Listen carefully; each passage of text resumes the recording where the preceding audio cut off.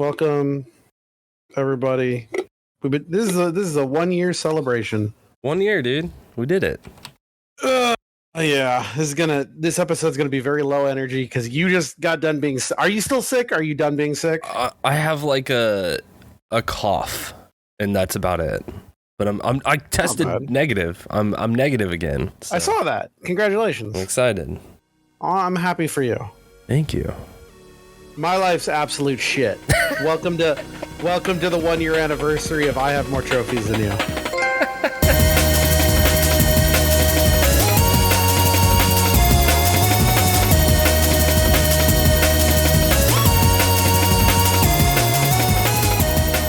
Welcome, friends, to I Have More Trophies Than You. This is a video game podcast about video games and the different ways that people play them. I am your host, the 55th best video gamer in all of North America, Damn. Dr. Ryan.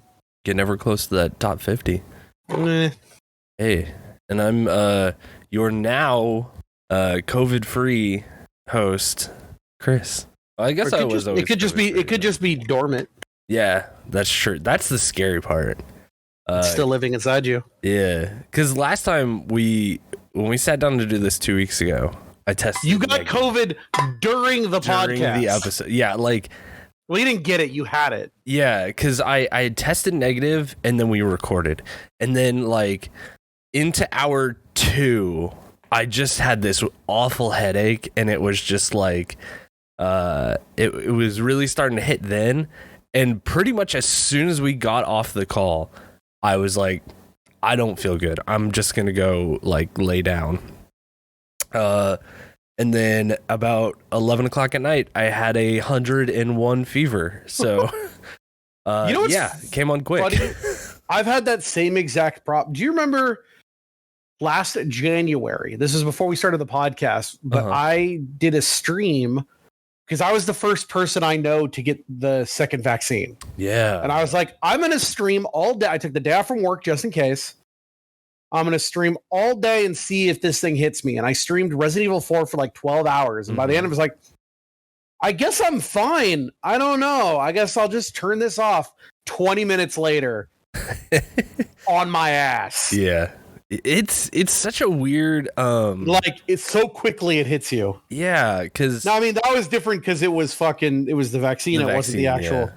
When I got sick, when I got COVID back in the beginning of May, did I tell this story on the podcast? No, I never knew you had COVID. Oh, I had COVID back in May. What happened is I remember it very succinctly. I was working Monday, and I take a 2-hour lunch from noon to 2. So I work my morning shift. I go to lunch. I come back. It's like 2:15, and my office manager comes in and gives a call and says, "Hey, one of your patients from the morning shift just found out they had been around someone who tested positive. So they might have been exposed. They're letting us know as a courtesy." I was like, "That's very nice of them." I had COVID tests in my office. Stuck the thing up my nose. Tested really quick. Totally negative. Great. I'm fine. Get back to work. Next morning, I wake up, or by the end of that day, I did start to notice my throat was getting a little sore, and I just figured I talk a lot because I'm talking to my patients, and I use a speech to text program to do all my chart notes. So I just figured I might have talked a little much. My throat's a little sore. Went home, had a little, throat coat tea, felt fine. Woke up the next morning, could not breathe out of my nose. Oh God, yeah. Tested again, completely, totally positive. I was like, well, shit. Yep. I had to text my employees and everyone. Thankfully, out of everybody in the office, I'm the only one that got it. Well, that's because I'm the only one that gets really up close and personal to the patients, right? Right. But have had to shut down thankfully didn't have to shut down the office. I had someone fill in for me. But, so the patients got care, but I had to take the rest of the week off. So it was by Tuesday, and by Sunday, I was testing negative. So I only had it for Tuesday, Wednesday, Thursday, Friday, like about 3-4 days. Damn, that's pretty quick. Because for me, it was, like triple vax, baby. The Wednesday test positive, and then I tested positive until yesterday. You which triple was my vax? first negative. Yeah, I got my vaccine, the second shot of it, and then I got Which boosted too. what flavor? Pfizer. See, I got Moderna, and that's just more evidence that Moderna's the way to go. This is a gang war now. It's Moderna versus Pfizer. Moderna men. Pfizer fam's gonna win. Moderna men will reign supreme, and that's the non-gendered men. That's just like a Moderna. You know what I'm trying to say? That's way better. There you go. The Moderna Mafia. Yeah, it didn't like super kick my. I'm still pretty confident that whatever illness I had in late 2019, and this is like November 2019, was COVID now, especially with how it worked out for me, because it was like the fevers would come on super quick, and then it would be these like peaks and valleys of just like you're really hot, and then now you don't have a fever and your body aches and you've got mad chills and stuff. You know, I had that during the side effects of the second vaccine, but actually during COVID, never had what I would classify as a fever, more just like a general you know what I mean? Yeah, I had a fever for the first like 72 hours. I would have like a fever. This is a video game podcast, by the way. Yeah. Well, during this time, it was kind of a blessing, because like I didn't have anything to do. I had to quarantine into my bedroom. And shout outs to fucking Xbox being the real OGs here. No! How dare you? I was able to play any Xbox game I was playing on PC on my Xbox with free like cloud saves and everything. You could have been playing Stray on a PlayStation 5. Was that out? Did that come out? No, it wasn't. Also, I haven't played Stray yet. I've got to download it. As we'll talk later. I heard that game is going through some shit. What? Yeah, Kotaku. They make bad art. Oh, I thought you were being serious. I was like, what are you talking about? It's like a fun little cat game where you're a cat and there's robots. Yeah, apparently, you know how they like to read it? Like, my favorite art, like, they are the worst. Hold on, explain. Right? No, is explaining this going to ruin, like, I don't know anything about Stray, so I don't want to know. I don't know. I just saw the headline and I was just like, yep, that's a Kotaku headline, because here's the one thing. I like Kotaku only for the reason that they are the fastest at getting news out whenever there is actual news. Never say the words Kotaku and I like in the same sentence. That's the only thing I would like about it. Oh, wait, you know what? I have one positive thing to say about Kotaku. And it's that in Australia, Kotaku Australia hired my friend Ruby, and she writes funny articles, and she's great.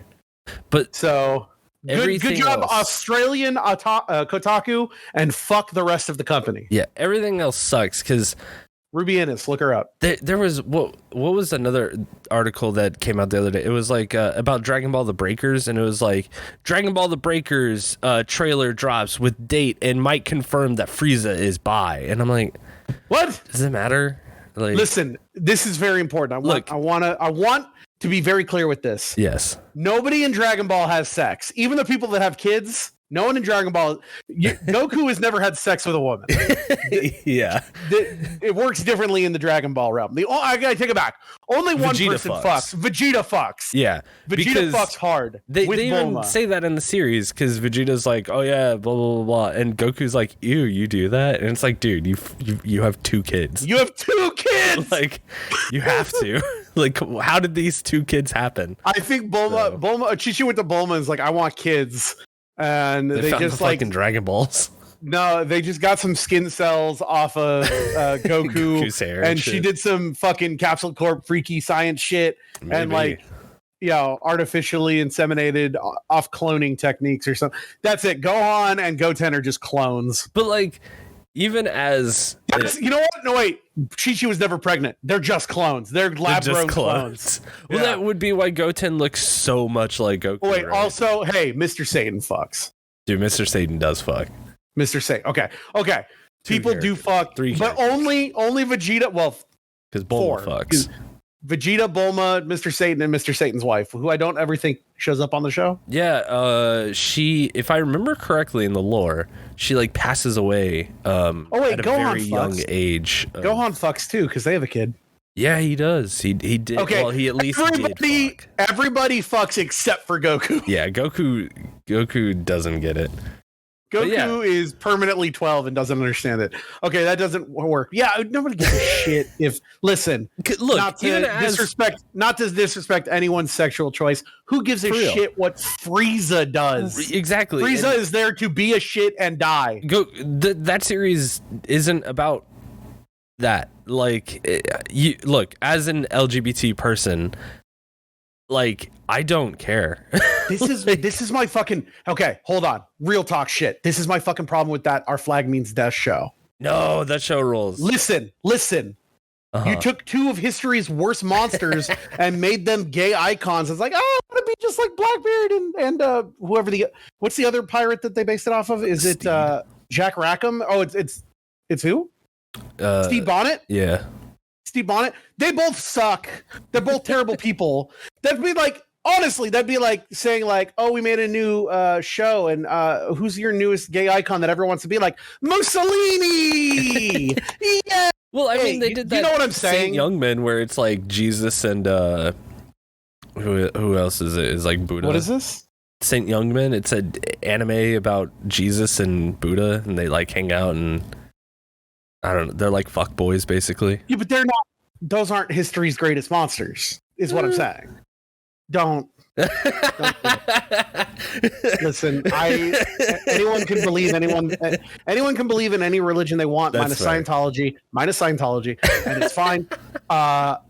And I'm not going to get on that. You're not allowed to look up to fucking murderers and rapists, no matter how funny and gay Taika Waititi makes them. I'm being serious about that. I truly believe that. If they were made up pirates, I would not give a fuck. I think that's my only hang up, right? Is that they took real people and is like, let's look up to these. Oh, it's so nice. It's the same shit he did with Jojo Rabbit. I know that the point of that is that at the end of it, the kid throws Hitler out the window, but still, it's like there's a difference.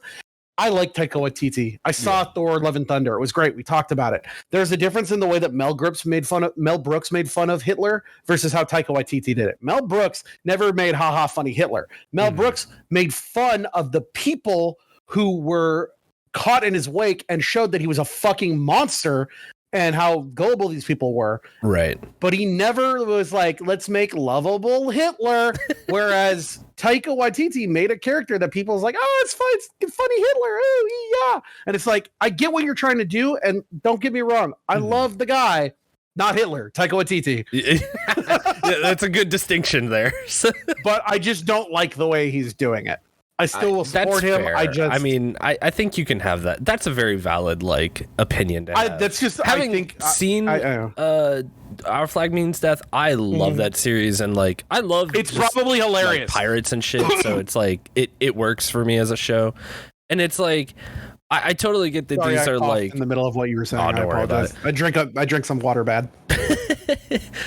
I get that, they're loosely based on real people that had existed that were monsters, but there is a fictional side to those names, I guess, that I guess you can get lost in that part. You're right, because they got Blackbeard in one of those Pirates of the Caribbean movies, but he is a piece of shit in that too. Yeah, but I mean, and that's the thing is it's this though. If you see it, you'll be like, oh, maybe he isn't as great of a guy as people, The fact that I went to Anime Expo and I went to that anime hall, what's it called, the Artist Alley, and I saw multiple booths with little Our Flag Means Death. Oh, really?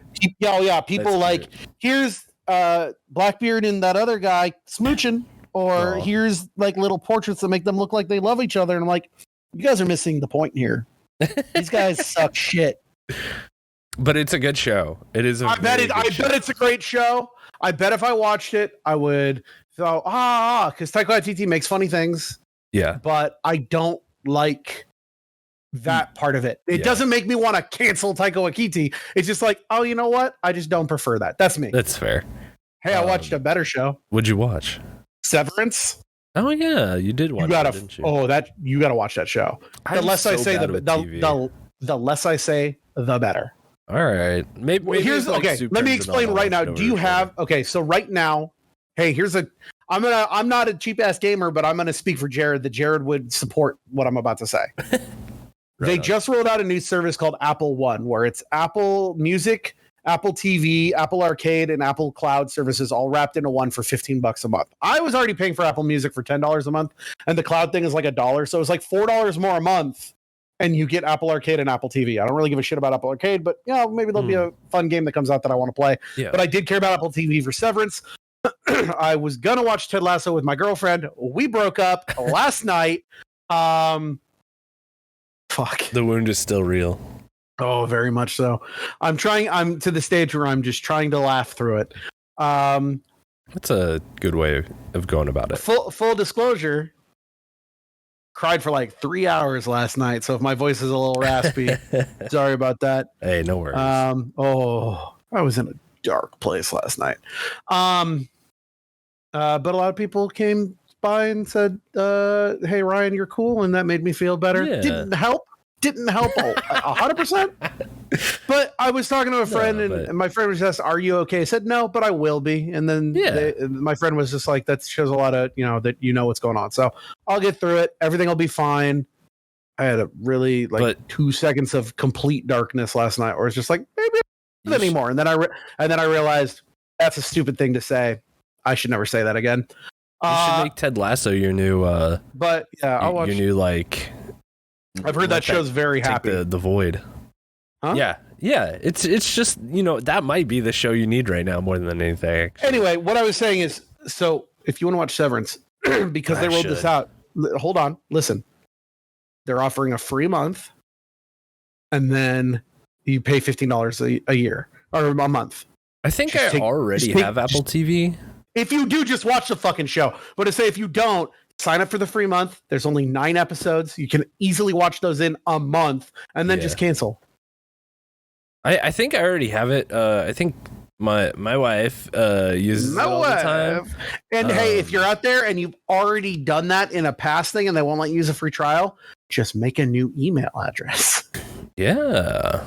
There's got to be something that stops you from doing that, right? You got to probably put in a card and they're going to be like, we've seen this card before. That's probably true. All right. Anyway, yeah, watch Severance. I don't want to say anything about it. It's very good. Hell yeah. Oh, man. I haven't played fucking games, though. I'll tell you that. Oh. I haven't watched shows. Once I got done with One Piece, I was like, I'm done with everything. Now it's time for a video game. I was truly going to come into this episode being like, I didn't play very much. And then I relapsed because of last night. So...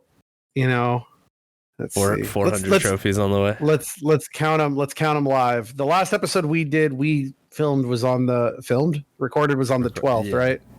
I think so. Yeah.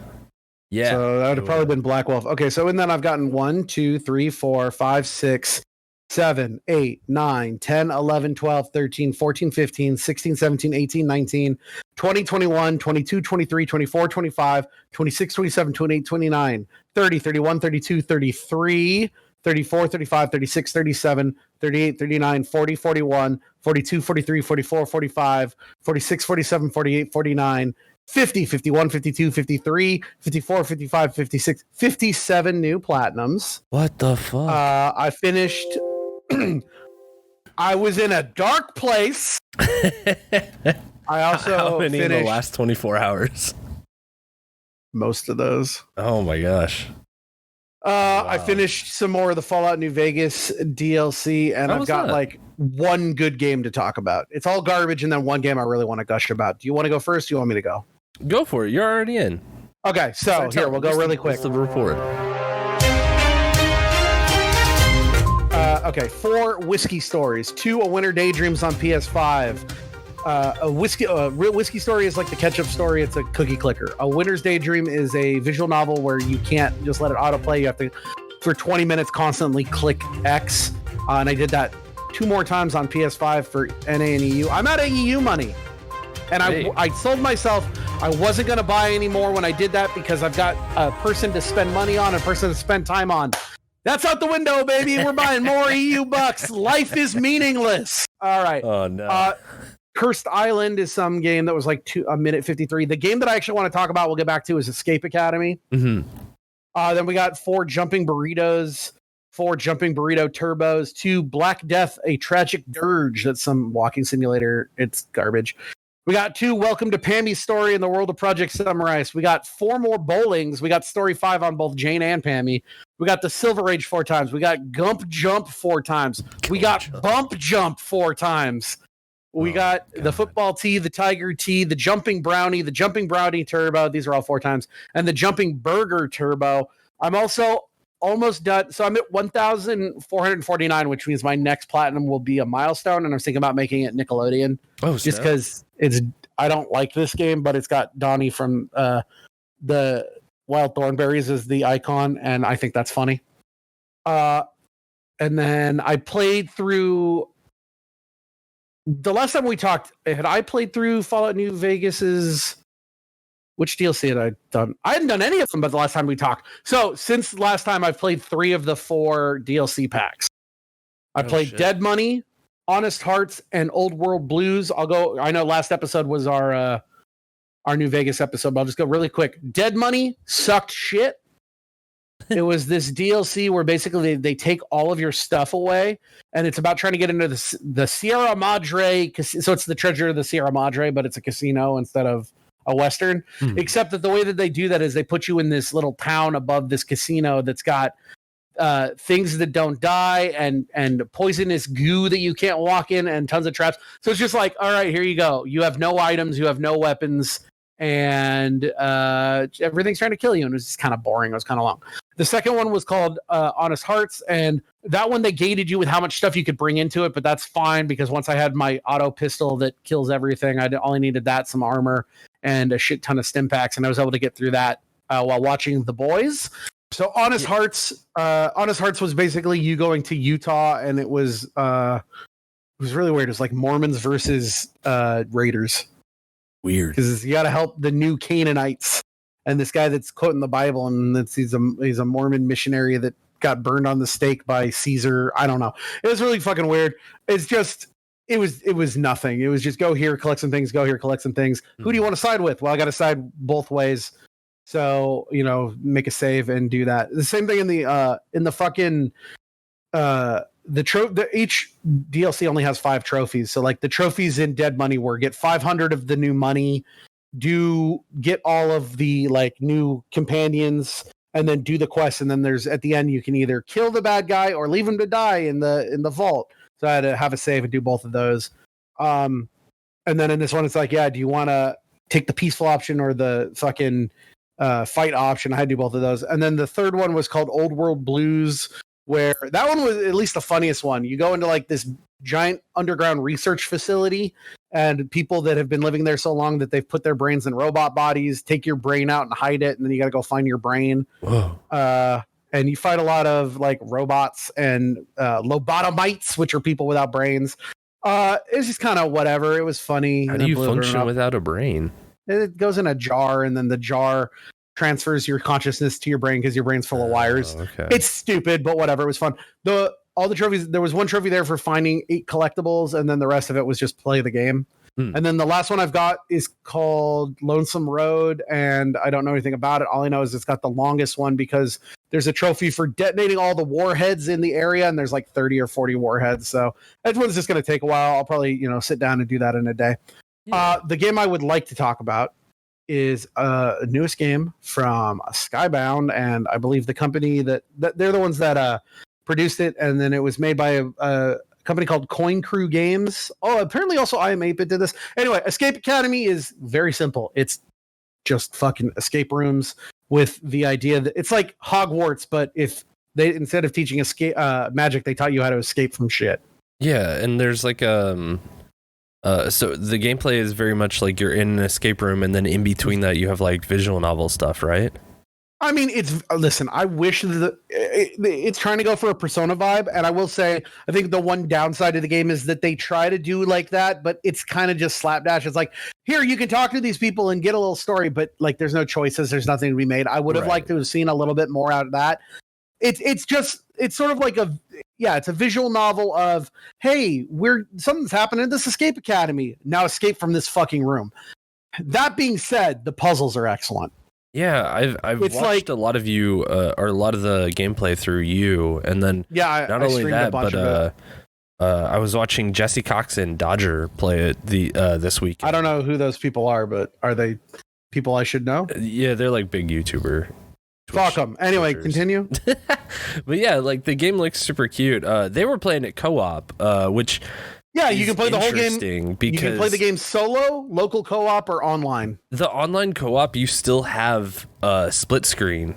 Oh, weird. Yeah, so like I kind of wish it wasn't that way, because then it would require you to communicate with the other person. Yeah, because then you can just look at the other person's fucking. Yeah, you just look at their screen.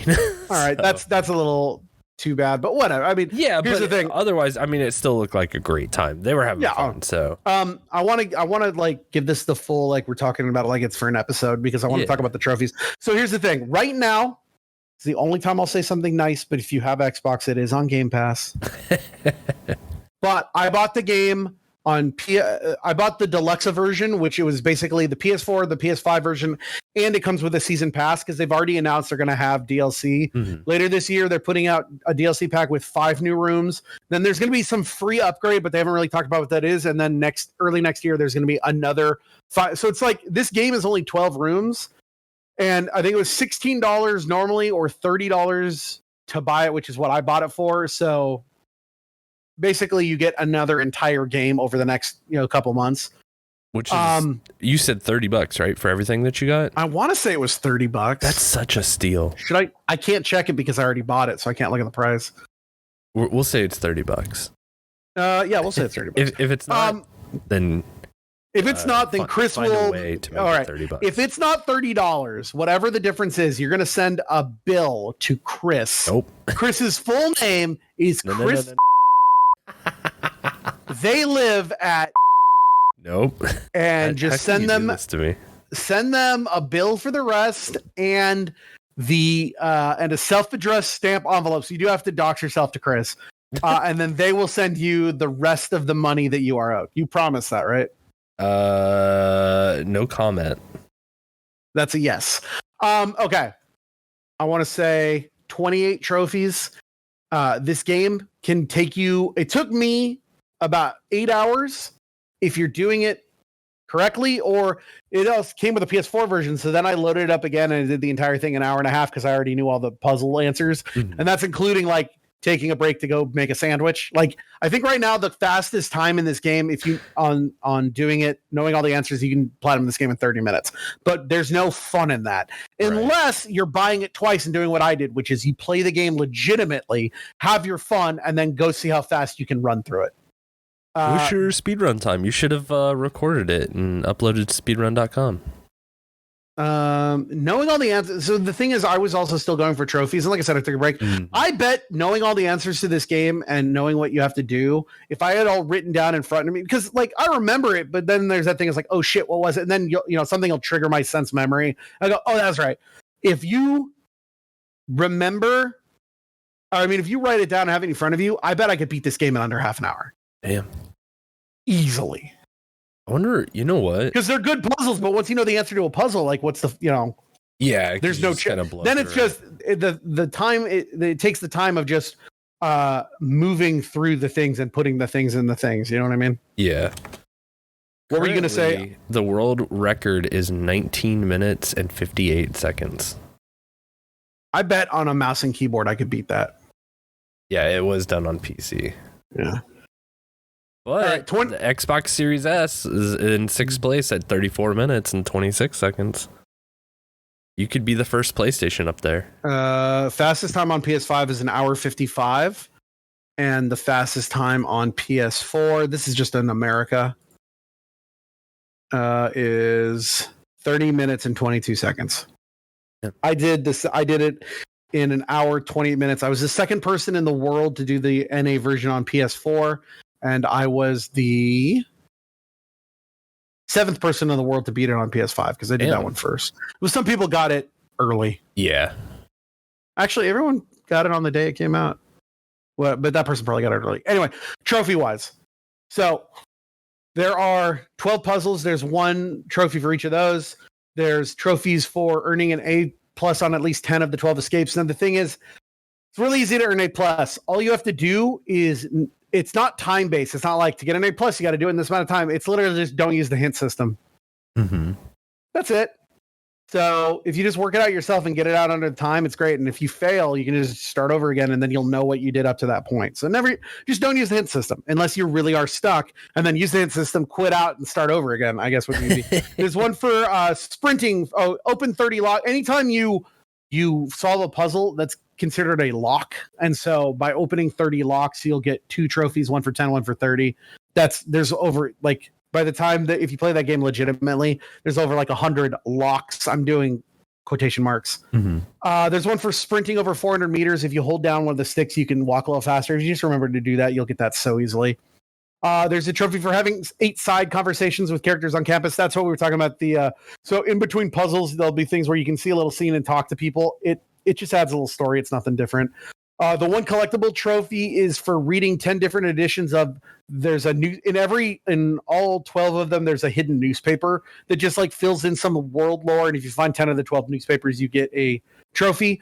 The trophy that took me the longest time and was called Spin Specialist. So there's a puzzle in one of the rooms that's got a rotating chamber, and you have to do it in 7 moves or less. It's very simple to do in 8 moves, but getting it down to 6 moves, I had to actually cut out strips of paper, fold them into like square, because it's a rotating square puzzle. I made little models, and I fucking like on stream was like showing us like how to do it.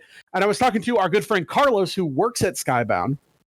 And I was telling him, I made these models. Like I saw him and he showed them to the team, and everyone was like, I can't believe someone did that. Because apparently other people that stream it are just like writing it down and trying to work it out in their head. And I'm the only person they've seen that made models out of it. And so the people who made this game know who I am, and they know I'm the guy that made little paper models, and that makes me feel good.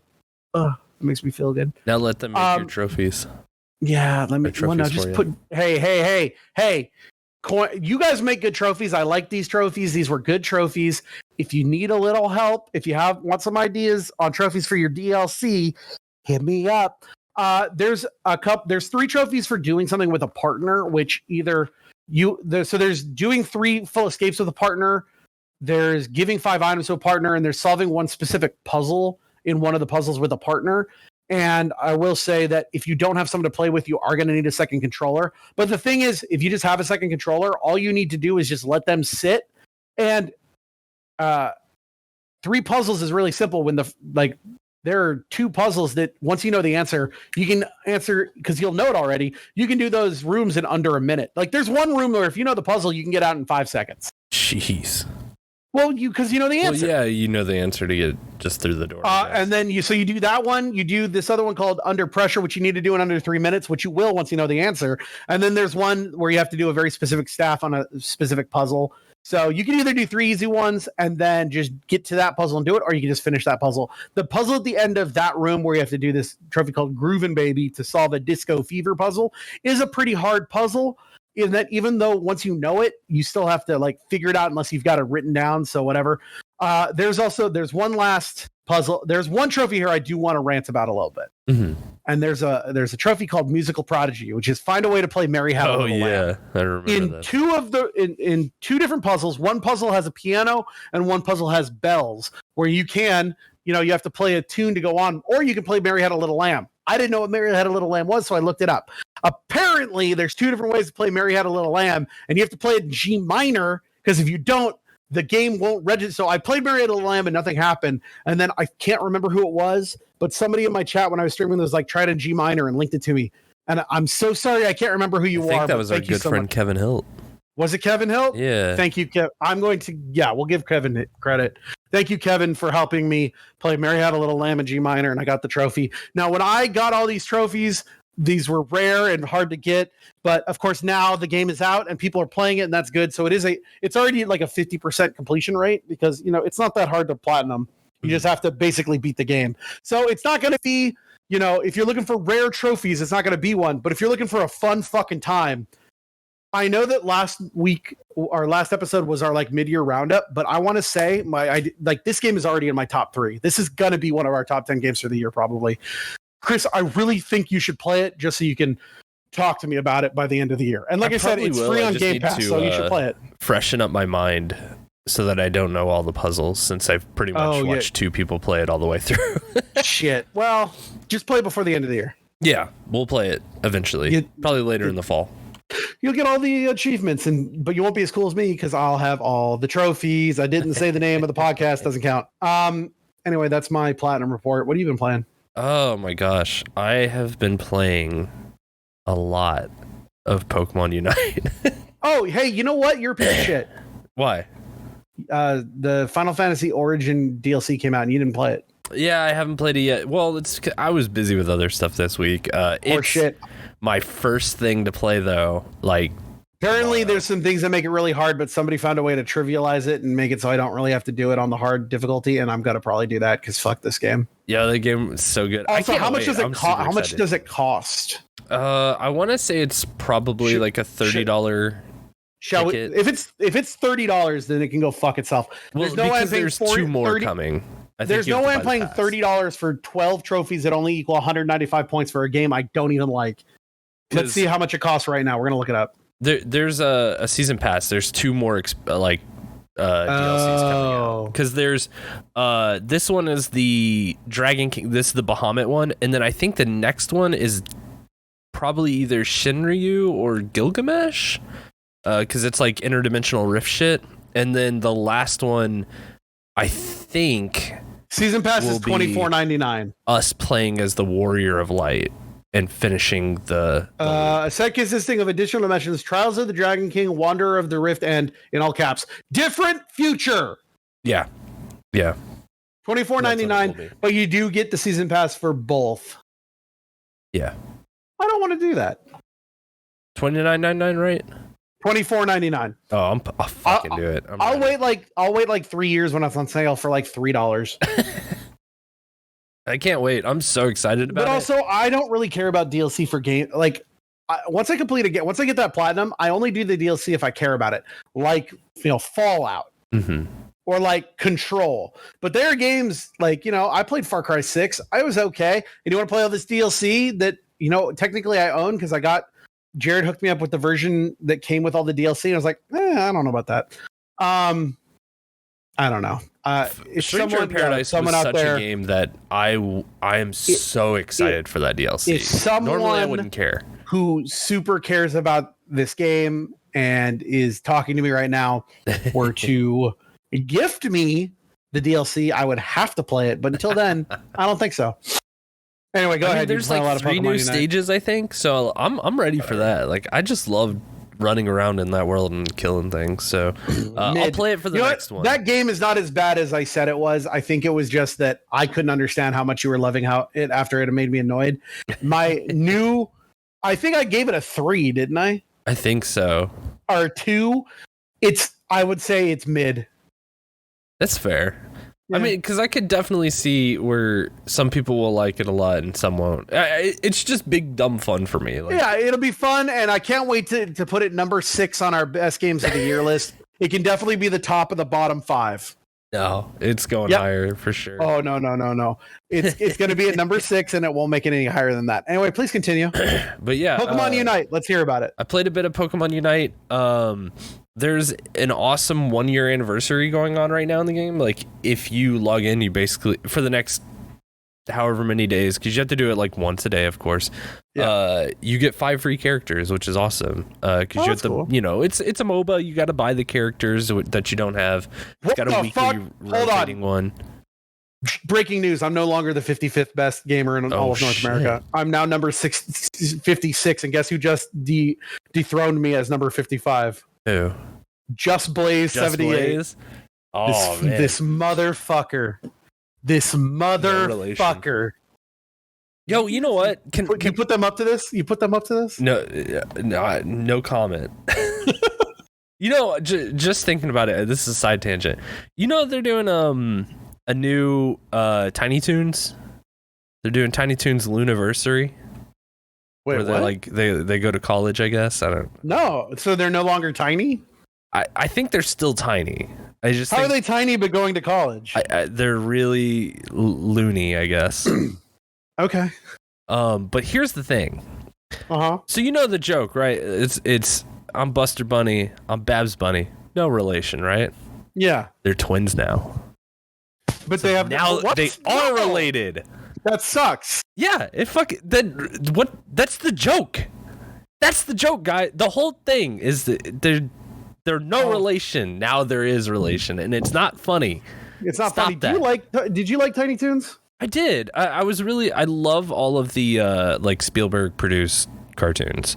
I want to say that I've had a tradition since I was fucking 8 that once a year during summer I always watch. I still have on VHS Tiny Toon Adventures: How I Spent My Summer Vacation. Oh, and nice. I have not watched it yet this summer. So you know what I'm going to do later, probably maybe this weekend? I'm going to watch that. I'm going to sit down and I'm going to watch that. I do love it. Yeah, like I love those shows. I think my favorite though of the Spielberg ones is Freakazoid. Freakazoid, yeah. Freakazoid Good. Freakazoid season 1 only, because season 2 was when they got rid of all the side characters and made it all Freakazoid. And I love Freakazoid, but the thing about like Freakazoid, and it's like why I wasn't a big fan of the new Animaniacs that they just made. It's that they got rid of all the side shit. Yeah. It used to be like a variety show where it'd be like, yeah, you watch Animaniacs, but then they got Pinky and the Brain, then they got Good Feathers, then they got good idea, Slappy bad idea. Squirrel, good idea, bad idea. Well, who's the fucking dog and the little girl that says hello, lady? Mindy, I think is her name. Mindy, yeah. What's the fucking socks? I don't Boots? remember. Something like that. The big chicken. There's the cool shit. Yeah. Same with Freakazoid. Freakazoid had a lot of like cool side characters, and then they talk about this on a documentary on the Freakazoid thing. It's like we had to stop doing it because it was like too much budget to have different animators making different side characters and writing different things. It's like if we just write Freakazoid, then we just have to draw Freakazoid, and it was just like, yeah, but you lose something with that. Yeah. Okay, well, I'm against Babs and Buster Bunny being related. Yeah, that's weird. Horse shit. Also, I think it kind of fucks up some stuff like in the I gotta rewatch that show. Do they ever like smooch or something? I think so. Oh fuck, gross. Yeah, I think things are gonna get weird. It's got to be a new continuity, especially because Elmira, she's fucking dead. What? Yeah, she's fucking not in that show. Oh, I thought you meant like they actually said she's dead. No. Well, that is a fun little nod to my friend John, who made the updated theme song for it.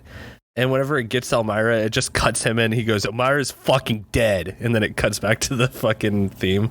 It's so fucking good. Does Montana Max still have money? Probably. Good for him. No, I always assumed Montana Max. No, Montana Max is cool. Montana Max is supposed to be like related to Yosemite Sam, I assume.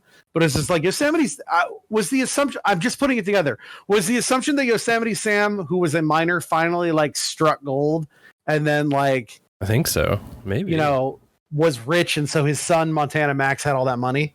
That would make sense, I guess. I'd probably moved from Yosemite to Montana.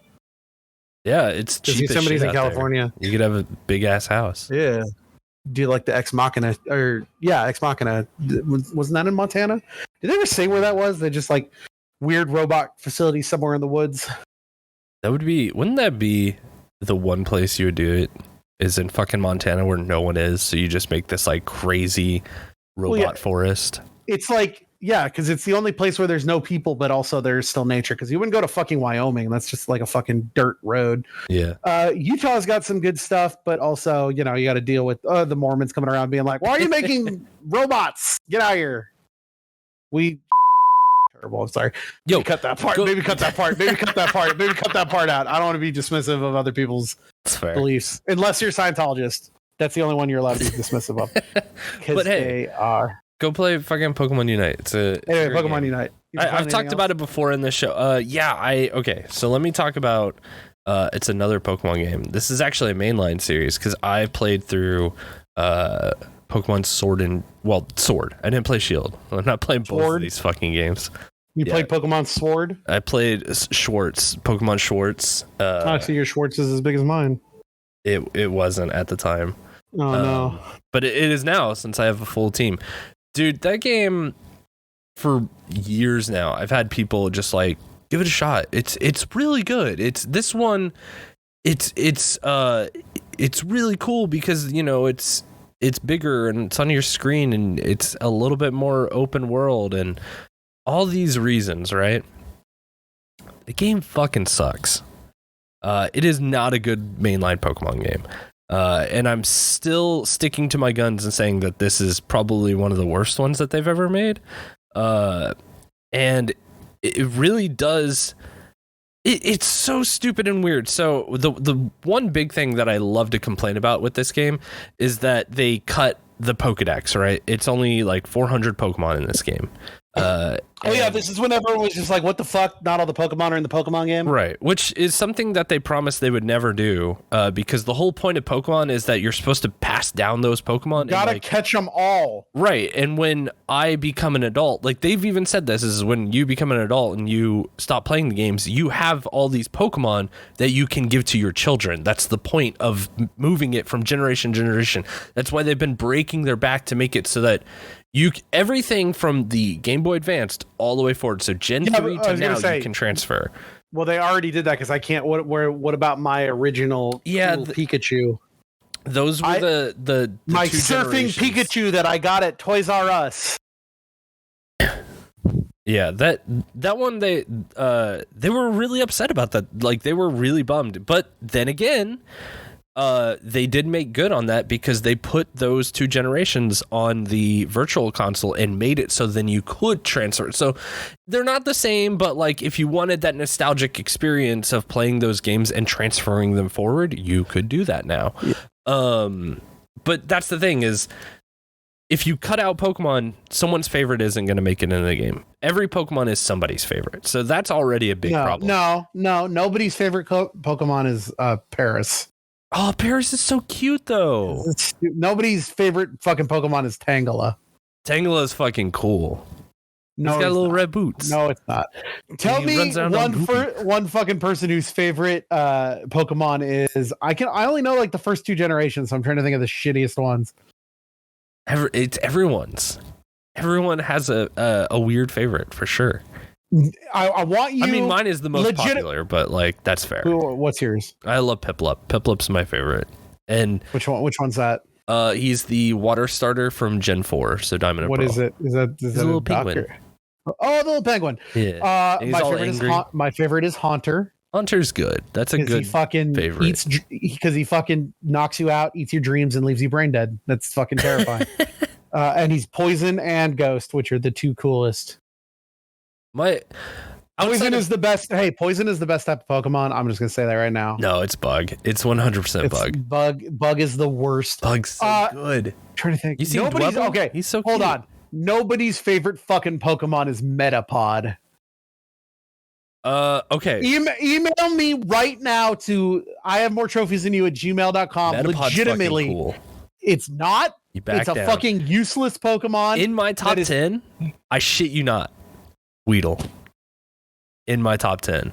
Because Weedle is so fine. Cute. Nobody likes Kakuna. Kakuna's fucking cool. It's useless. He's so cool. All it does is harden, and it doesn't do anything cool. But that's because useless. You probably caught it as a Kakuna. Didn't catch it as a Weedle with tackle. I fucking raised it up, and it's like its tackle sucks shit, and it's only there to be a fucking detriment. It's only there for 2 levels. It's a piece of shit Pokemon, and no one's favorite Pokemon is the useless Cocoon.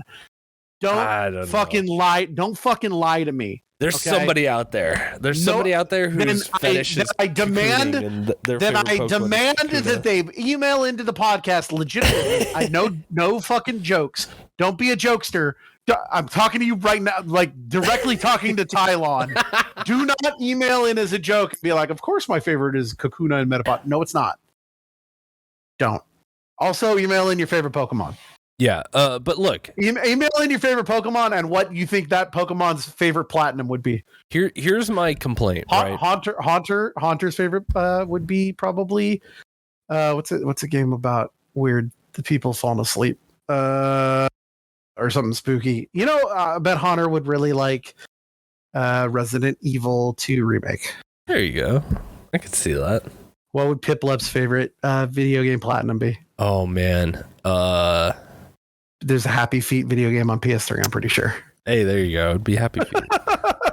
I don't know. Anyway. It would have to be something where he gets mad, but then like triumphant when he wins. Why? Because that's kind of like the general personality of like a Piplup is that he's kind of like a sassy little penguin. Oh, okay. Anyway. Because he turns into Empoleon, which is like Napoleon, the Pokemon. No, that's not good. Yeah. Well, talking about also taking one of history's greatest monsters and trying to make him funny. I mean, I feel like, once again, one of my favorite movies is Bill and Ted's Excellent Adventure, but now that I think about it, it's like, oh, you took two of the worst people in the world, Genghis Khan and Napoleon, and made them funny, happy ha guys. It's like, they're not funny, happy ha guys. Genghis Khan is the greatest to ever exist. Not greatest as in good, but like largest volume of and you made him a funny guy with an axe. And Napoleon's just a fucking monster, and you made him the funny guy that eats ice cream and goes to the water park. Maybe, oh, fuck. Well, maybe I got to look at that movie differently now. Yep. But yeah, Anyway. like, okay, getting back to Pokemon. Cutting out the Pokedex is a huge problem. Especially talking about people that Genghis Khan is. Let's talk about that some more. Let's not. This is terrible. I'm sorry. You can cut this out. I'm sorry. Go ahead. Because especially when they're not focusing on showing you the new Pokemon first, like that's one thing I'll give credit to, like Black and White. I think Black and White was one of the games that they were like, hey, when you play through the game, you're only going to see like the new guys first, and then like also Pikachu, because you have to have Pikachu in it. But it's like, we want you to use those guys and get familiar with them first. Once you beat the Elite Four, then more Pokemon will show up in the wild that are from, you know, the first 4 gens. That's such a good way of doing things because that's how I want to play. But in this game, you walk into the field and there's like 400 Ghastlies running around, and then there's 400, you know, Geodude and 400 Pikachu, and here's all these Butterfree, and it's like, well, where are all the new Pokemon? Because I've played 20 hours of that game, and I think I've seen like 10 new Pokemon. Like, I don't understand what they're trying to do with Pokemon now, because you even like, everyone talks about how great the wild area is, and it's this big open, you know, map that you can walk around and catch Pokemon and do raid battles and all that. But it's just the same Pokemon. It's Pokemon from every generation that are in every single game that you see constantly, and none of the new dudes. Like, I don't know what's a new Pokemon in this game because they are so few and far between. I'm just baffled and confused at why they would then cut the Pokedex out for that, because it would make sense to me to, especially since they've done DLC for the game, is to emphasize the new, give you all the new stuff, play with that for a while, and then when the DLC comes out, we'll add in more Pokemon, and then also open up more of the classics to walk around. Because as far as the game goes, I didn't really get to play with any of the new dudes. I just played with dudes from other generations that I rarely used, and I didn't like that. It's just kind of dumb. So big poo poo on the game for me, because I just don't know where the new Pokemon are. Like, please show me in that game where they are. Even the gym leaders use like Machamp, and it's like, cool, I've seen him for 25 years. Let's go to a new Pokemon, please. And it's like, oh no, here's some Black and White dudes. And it's like, oh God, like they just really don't get it. I don't understand what the team at Game Freak is doing nowadays to make a Pokemon game and make it good. Because even my usual other complaint that comes with Pokemon games is how linear they are, because it's literally you walk in a straight line, and sure, that line may curve a little bit, but it doesn't deviate from the path forward, right? And that's one thing I love to show with the first gen, is that the map is so wild, because you could look at it and it could very clearly be like, oh yeah, you just go in a big loop until you get to the center, but that's not how the map works. It's like you have to skip certain cities and do badges in like an order that you wouldn't kind of guess by looking at the map the first time, right? But this game, it just follows that same path. It's like, well, I know that this is the first gym, this is the second, and then it goes in a circle. But this time, it makes you go in 2 circles. You go up to the first 4 gems and do a circle, and then you go to the next 4 gems and do a circle, and that's it. And it's just like, cool. Like, there's no intelligent design in this game. Like, there is no like creativity. It is just, hey, what is the most simple thing we could do with minimal work to sell millions and millions of copies? Because again, these games sold I think they sold like upwards of 20 million copies a piece or something like that, like some insane number. This Sword and Shield did so well for them. But it's the bare fucking minimum, guys. Like, I love Pokemon. I play the TCG hardcore. I'm a professional player at it. Like, I've been playing the game for 20 years. I've played the video games. The only series that I haven't played the video games were Alpha and Omega, Sapphire and Ruby, whatever, and the Sun and Moon games. Those are the only ones I haven't played. I've played every single other one. And this is it. This is the worst. Like, I cannot believe that people are still paying to buy these games.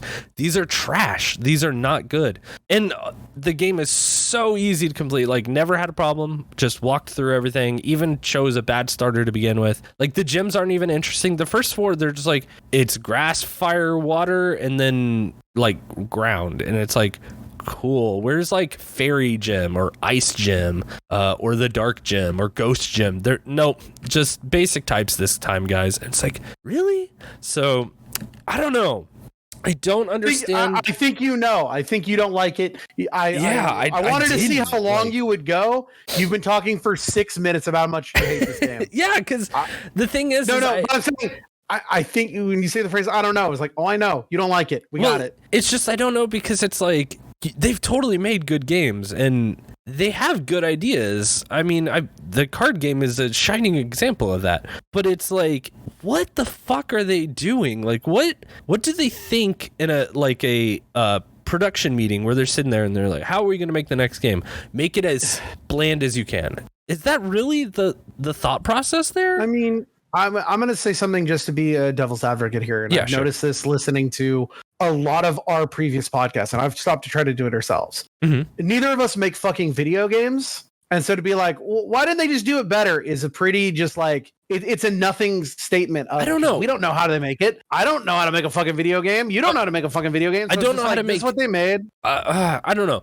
I would disagree because it's like I make card games and tabletop games, so it's like I do understand the level of like sitting down in a meeting and talking with people in playtest sessions where you're sitting there and gathering information on what is objectively good or objectively fun in your said game. Granted, mine's not a on the medium of like a video game, so I don't understand the programming aspect to it, but I do understand what makes fun. And also being on the review side, like I've worked in games journalism, like I know how to objectively look at a game. And the thing is that like you have reviewed games in Games Journal. I don't understand when they sit down to make a Pokemon game, what are they looking at? Is it literally just the money line? Because that's what it feels like. And then I have to ask the people who are buying these games, are you like really like, don't fucking send me an email that's like, oh, I loved Sword and Shield and I had a lot of fun and I played it for 10 hours and never touched it again. Like, I don't want to hear that email. I want to hear, are you really enjoying these games? Are these games as good as the ones that have come out previous? Because if you're going to put something out as like and iterate on it after every 3 years, I would expect it to at least get a little bit better. Like, I look at the Madden games. Those games come out yearly, and I don't buy them every year, but I'll buy them every like 2 to 3 because they do at least try to add something new to the formula. And Pokemon, I just see it taking away and taking away and taking away to the point now where there's nothing left. There is nothing left to this game except for those who play it competitively. And I just want to know the casual fan out there, are you having fun with Pokemon? Are you going to buy Scarlet and Violet when they come out this fall? Because they're going to just be even less of what you already had from Sword and Shield. Maybe there'll be more. Maybe. I don't know. I just feel like I get it. Yeah, I know. I'm sorry, but like I'm so passionate about Pokemon, so I'm really fired up about this, and especially after listening to several people for the last 3 years be like, oh, these are the good ones. You should play. It's finally on the big screen. It sucks, looks like shit, plays like shit. Like and you're entitled to your opinion. However, there are people that fucking love it. This game would get a fucking 0 from me. Like, I want to hear though. I want to hear like defend this shit. Is Pikachu in it? Yeah, Pikachu. Oh, guess what? There's 100 of them. Like 5 out of 5. Pikachu's the best. Pikachu's the John Cena of Pokemon. Speaking of, they just added John Cena to Fortnite today. Not only that, but wrestling might be good again. Oh, wrestling might be good again. Vince McMahon is fucking out. Did you see the Fall Guys edition? What they had to Fall Guys? They're adding Asuka, Xavier Woods, and The Undertaker to Fall Guys. Hey, Xavier Woods, I think, plays Fall Guys, so that's gonna be hilarious if he gets to play as himself. Good for him. Fall Guys is still fun. Fall Guys has changed a lot. I only played it in season 1, and I tried it. What? I fucking hate that game. Really? I am so salty when I play that game. This is, you know why we have a good podcast? Because we are the complete opposite. You hate anything mainstream and big, and you want to, like, all the things that you want to talk about. And this is not trying to be dismissive. Oh no, but totally you're very much niche. You're like, yeah. What are the best games of the year? And you're like, oh, I want to talk about fucking Digimon and, this Nickelodeon All-Star game that nobody played came out. And I'm over here being like, no, the best game of the year is Resident Evil. Well, I mean, I love that though, because it's like there are definitely some mainstream stuff that I could be swayed by, but the problem is now that where we are in video games is everything's such a reiteration of itself that everything's lost its own identity. Yeah, you're right. So let's talk about this game that's the 11th in a series. Okay, which is fascinating to talk about reiterating, because the game that we're going to talk about this week, which is Dragon Quest XI, this is okay. So Final Fantasy. If you say one bad word about this game, I'm not. I love this. Reach through the mic and fucking hit you. I loved this game. Okay, good. If Final Fantasy is the JRPG that constantly went out and tried to do something new every time and tried to be what is the next iteration of a JRPG, Dragon Quest is, what if we took the same formula and said, it's not broke, so why fix it? Let's just perfect it, and just perfected that formula 20, 30 years later. Like, those are the diverging paths, right? Final Fantasy is always trying to do something new and be the next thing. And sometimes it's a hit, sometimes it's a miss. And Dragon Quest is just, no, this is what people like. This is what people want. We're going to stick to this and just make it as good as we can. Because holy shit, what a great game. What's your okay, before we get into the game itself, because there's a couple things I want to talk about, but what's your history with the Dragon Quest series? Yeah, so I played 3 and 7 as a kid.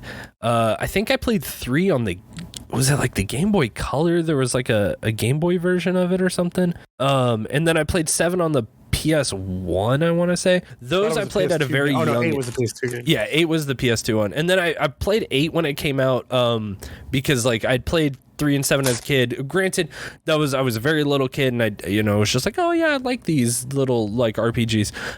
When I played 8, I wasn't super sold on it. It was also mostly because I wanted to play the Final Fantasy 12 demo. So I didn't play a lot of it, didn't really care too much. And then I bought 9 when it came out for the DS.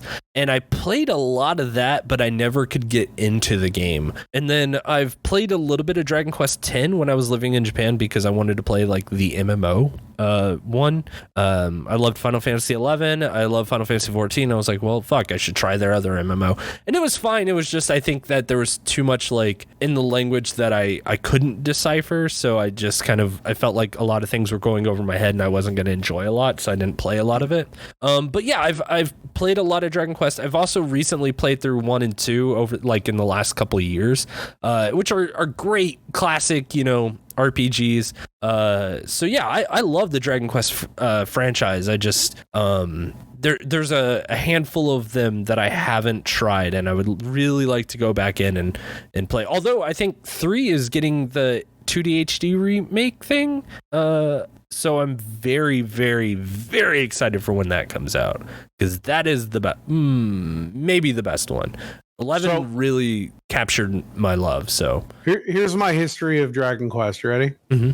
Played Dragon Quest 1 because I got it for free from Nintendo Power. And I played it for maybe about 30 minutes and went, this is beyond me, because I was a child. Yeah. Then I played Dragon Quest Monsters on the Game Boy Color when Pokemon was big, because it was Pokemon.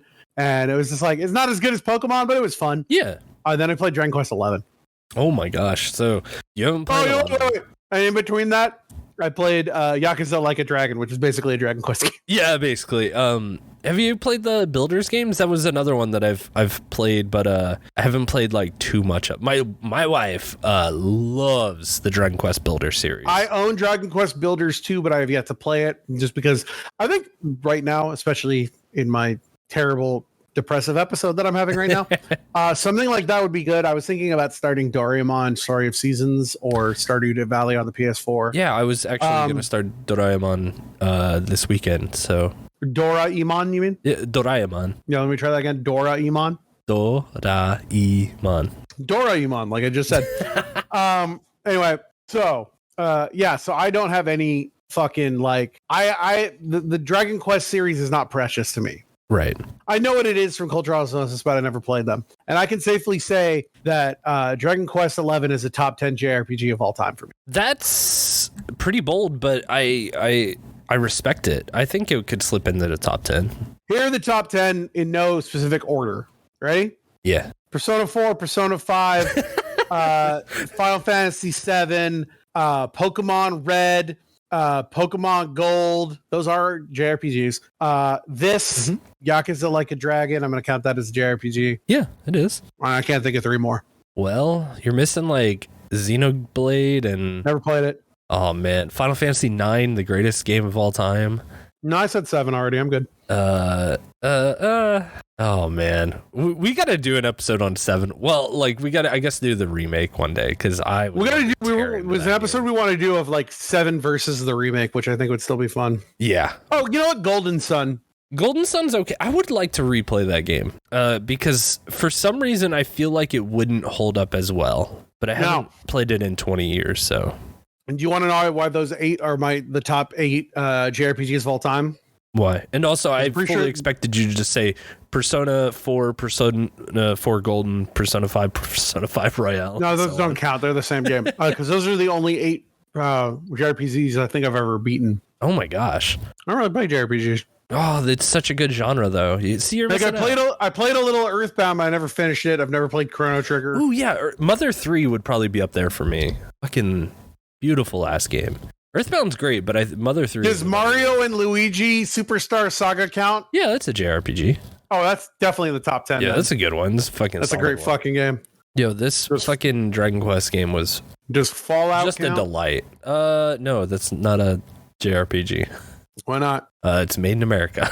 There's probably a team from... Actually, I don't think Golden Sun would be then either, because I think that is made in Europe. Does Advance Wars count? No, that is a tactics game. It's a strategy game.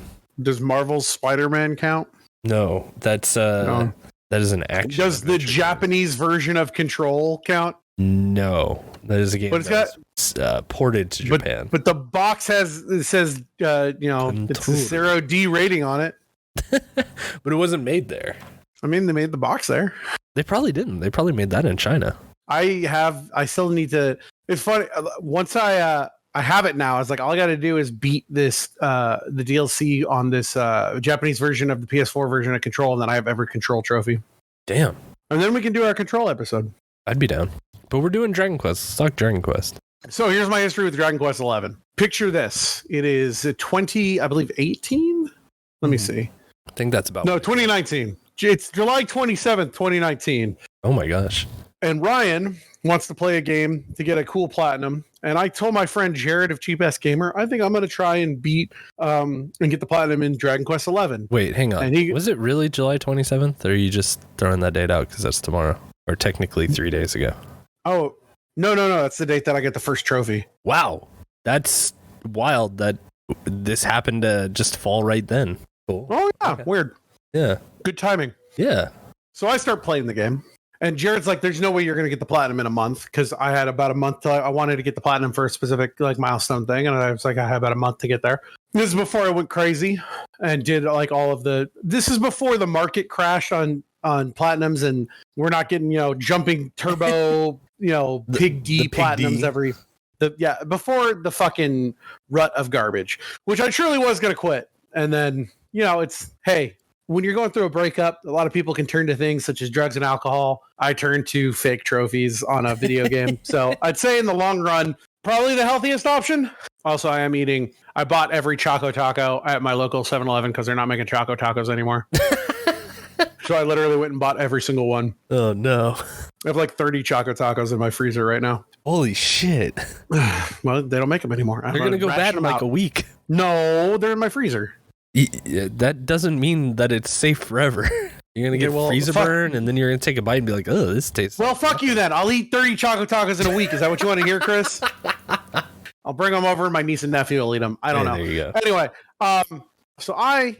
Shut up and let me fit. Okay, hold on. So I start playing Dragon Quest. I get about 20 hours in over a week or... Played for about a week or two. Mm-hmm. And then I, as I've noted before, went to a live-action role-play game that I like to play called Dystopia Rising, and I tripped and fell off a cliff. Oof. This is your 27 story or whatever it is, the 127 hours you're stuck in a mountain. I was stuck there for all of 30 seconds. You had to cut your arm off? No, I just fell and I dislocated my shoulder. It was very scary, and I lost a lot of like the motion in my shoulder, which as a chiropractor is very important. And I went through a really scary phase where like I thought my life was over. I thought I was never going to be able to work again. I thought I was, everything was fucked. And I couldn't even hold a controller to play video games for a couple weeks. So it's like, if you look at my trophies, August 20, hundreds of trophies a month. And then August of 2019, I got like 12 because for the rest of that month, I was basically fucked. Right. So of course I stopped playing Dragon Quest. And when I could start playing video games again, and when I could start moving again and everything ended up fine, I really didn't want to play Dragon Quest because I don't know if it reminded me of what happened because it was what I was focused on, or whenever I tried to pick up, I was just like, I can't really do this right now. And I put it away and I moved on and never went back. Well, Jared, being the good friend that he is, would constantly bring up, when are you going to platinum Dragon Quest? When are you going to beat Dragon Quest? And I nicely, and then more forcefully at the end, had to explain to Jared, that gives me bad memories of when I thought my life was over. Please stop bringing it up. When you do, you actively make me feel bad. So you know what Jared did? Double down. Jared bought me a copy of Dragon Quest XI Definitive Edition. God damn it. I love Jared. Fuck you, Jared. So when I was getting close to 1,000 platinums at the beginning or the end of last year, the beginning of this year, I went, you know what? Fuck it. This is something I have to conquer to get over it. And I fucking sat down and I finally did it, and it helped me get through those feelings. As weird as it sounds, I know it's super weird to be like, Dragon Quest XI gives me flashbacks of a terrible time when I fell off a cliff, and it's just like, oh, it's just a video game. Who fucking cares? But you know what? It did for me. And so at the beginning or end of last year and beginning of this year, I sat down and I finished it, and I got to say, it is one of the best JRPGs, probably one of the best games I've ever played. Yeah, it is a fantastic game. No, like I totally get. It's a little annoying. I totally get what you're saying because like video games are a good snapshot. We'll go over that. Oh Anyway, that's the Dragon Quest story I wanted to tell. Now we can talk about the game. No, yeah, I totally get what you're saying because like video games are a snapshot into like our lives. Like there so many times I could be like, oh man, where was I like this summer? It's like, oh yeah, this fucking game came out and it like meant a lot to me that summer, and like, or to the people around me and shit. So I don't know if it's the reason it's for me is I don't know if this is the right term, but I've always used the term sense memory. Mm-hmm. I can remember if you tell me a game, I have a snapshot of, I guess it's just like a feeling of my head. I can remember what I was watching when I played it, because ever since I was a kid, when I play video games, I don't watch something else. And so there's snapshots of different games. It's like, this game is tied to this thing. You know what I mean? Like Fallout is going to be tied. New Vegas is going to be tied to me watching The Boys. It goes back to things like when I think of different World of Warcraft expansions, I can remember what I was playing and what I was watching. Like all the way back to the one that always gets me is there was a computer game based on Goosebumps Attack of the Mutant. Mm-hmm. Do you even know that book? No. I've read a lot of Goosebumps though. Attack of the Mutant was the one where the guy gets sucked into a comic book. Did he get sucked? No, he didn't get sucked. The comic book came out. How did they put that into a fucking... Anyway, they made a like a Doom shooter about it. And I can still remember sitting in the house we were living in at the time, having a little TV next to me and playing it during the summer when it was just, TV was on. So I remember like the local Fox station playing the Popeye movie with Robin Williams. And then going into like Grace Under Fire was on, which was a terrible TV show, and just playing this game. I can remember vivid memories of like playing City of Heroes while watching an all-day CSI marathon, like I get a lot of memory of what I was doing and what was going on when a game was. So the hard part about that is when I would look at Dragon Quest XI, I wouldn't remember what I was playing at the time. I would remember falling off that fucking cliff and how much pain it was. And the dread feeling of my life is fucking over. So it took a lot for me to get through that. Yeah, I feel that I get a lot of that with like music. But it's like, yeah, goddamn, I couldn't imagine like trying to overcome Dragon Quest because it's such a long game. Fuck, it's so long. Okay, so let's talk less about that and now let's talk about the game. Here's the thing about Dragon Quest XI. Dragon Quest XI is Dragon Quest XI plus Dragon Quest XI 2 plus Dragon Quest XI 3. It's its own trilogy in one game. Yeah. This game is like hundreds of hours. I think it was over 100 hours to get the platinum. Which is fucking wild. Like, I think it took me about 35 hours to beat the game. Granted. I mean, if you want to be specific, it took me 2 years, 5 months, and 2 weeks to get the platinum, and that's just because of the giant break in the middle of it. It took me, I want to say like, I played it for 2 weeks, just on and off. I was playing other things. When I first started, I played it for about a week because I played up to, what's the town with the, like the Venice town? Gondolia? Yeah. I played up to that point, and that's when I had my accident. And then I played the rest of the game from that till the end of the fucking game in like 2 or 3 weeks. Damn. Yeah, you know what? Actually, I played up to then earlier this year. And then from COVID on, I played from there to the end of the game over the last like 2 weeks. So there you go. So kind of similar in where we ended up stopping in the game. But you played the definitive edition, right? I did. And I wanted to ask you, how was the music in the original? Oh, it was the same one clip over and over again. And it got so annoying to the point where I would turn, like, if I was out in the world, I would just mute the game and watch something else. Oh my god, let me tell you, the definitive edition. Now, great music. Composer's a piece of shit. Like, fuck that guy. Yeah, he's an old dude that doesn't want anyone to like use his music or some shit, right? Yeah, I think the big reason. Oh my gosh, this is a topic. I think the reason why he didn't want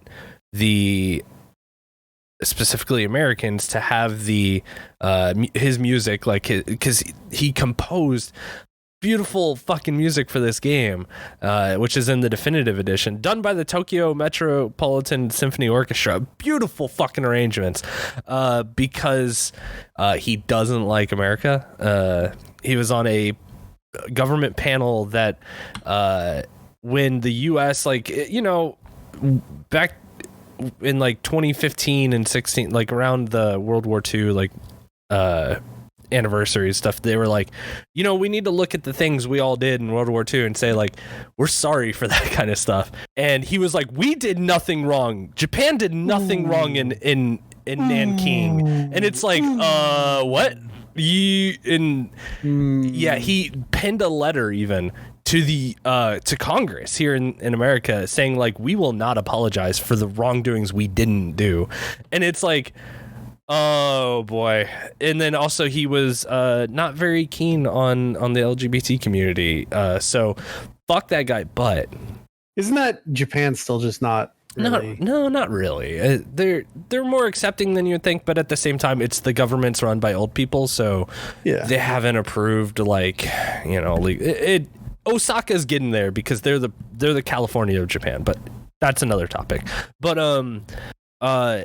that march, the Dragon Quest march, is one of the greatest pieces of fucking music to ever be penned. I mean, it probably is, but I don't know if I've ever heard it. No, it's like the opening, the bum bum bum bum bum. Oh, yeah. That is a good song. Goddamn good, and especially in this fucking game, like, just the opening gets me so nostalgic for it because it's just like very like calm. The overture is getting you there, and then Rise the Hero shows up and he starts to ride, and then it kicks in, and it's just like every time I started the game, I would always watch the opening video just because I was like, I love this. This is so good. This gets me into the mood for adventure. Like, I love the Crystal Prelude and Final Fantasy and stuff, but goddamn, the Dragon Quest March is that fucking fanfare will fucking right when I die and you're lowering my casket into the grave or my ashes or whatever, fucking play that song. Like, play that song when it's all done so everyone can go off and have a better life, you know? Like, goddamn. And the whole game, just completely orchestra composed fucking music, or performed music. It's so beautiful. I really feel bad for you that you didn't get to play the better version of this game, because oh my god, I love the music in this. I mean, here's the thing, I've got it, I can still play it. Jared still to this day is like, when are you gonna play the one I got you? And I'm like, fuck it. So I made him a promise that it'll be platinum 2000. Oh. So we'll get there soon enough, because we're you're fucking barreling towards it. So yeah. It'd be funny if I could get through 1,000 platinums this year. That'd be wild. Here's an important question I want to ask that was brought up in Dark Cloud, that now anytime if we play one of these games, I want to know, what'd you name your guy? I named it Burezu. Oh, I named my guy in the, I think we talked that, I like to name my guys after terrible movies. Yeah. This, once again, remember that this was from 2019. So of course, the hero of time was named Stuber. Oh my god. Oh, I never told you what I named my guy in New Vegas. Oh yeah, you would name your character there. Take a guess. I don't know. You named him Roger Rabbit because you were rewatching that movie. No, that's a good movie. Of course, the person who has to go around the wastes, and and he's got to guard those less fortunate, because I did play Good Karma. So of course my courier was named Paul Blart. And we'll just see what the next game gives us. I named my dude Stuber. No, when I first started the game, I was streaming, and I want to say our friend Kevin Wrestling was just like, name him fucking Stuber, and I was like, all right, fine. Awesome. There you go. So Dragon Quest 11. I'll say this: the beginning story, not like it's pretty fucking generic. Guess what? Yeah, you're the chosen one, and you gotta do it. That's really all the story is. They don't really explain why you're the chosen. You just are.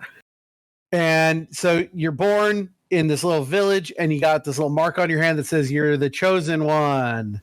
And all of a sudden the fucking king comes in and says, chosen one's fucking evil. Kill this fucker. And they fucking capture you, throw you in a dungeon, raise your fucking town to the ground, and you have to escape. And that, I thought, once that hit, that was really cool, because it's always you're the chosen one and everyone's here to help you. So I like the idea. It was like, you're the chosen one. Fuck you. I mean, I'm almost certain that we see that he wasn't born in that village before then. So like, I was already hooked on that. Oh, I thought that was the twist, that you find out you weren't. Yeah, I mean, I didn't play this part. I played this part 2 years ago, so it's not really. If I remember correctly, actually, 3 years ago at this point. I think you just barely. You just see a little snippet of it, because when I think when don't you your see mom that you're like, sends you off, she's like, river. "Hey, you know," and you're like, "Yeah, I know that you're not like my birth mother, but like I love you. You're my mom." And she like gives you a letter, and she's like, they left you with this. Take this to the king, and he's going to point you in the direction that you need. And that's what sends you on your journey. And then that's when he's like, no, you are the Darkspawn. Fuck you.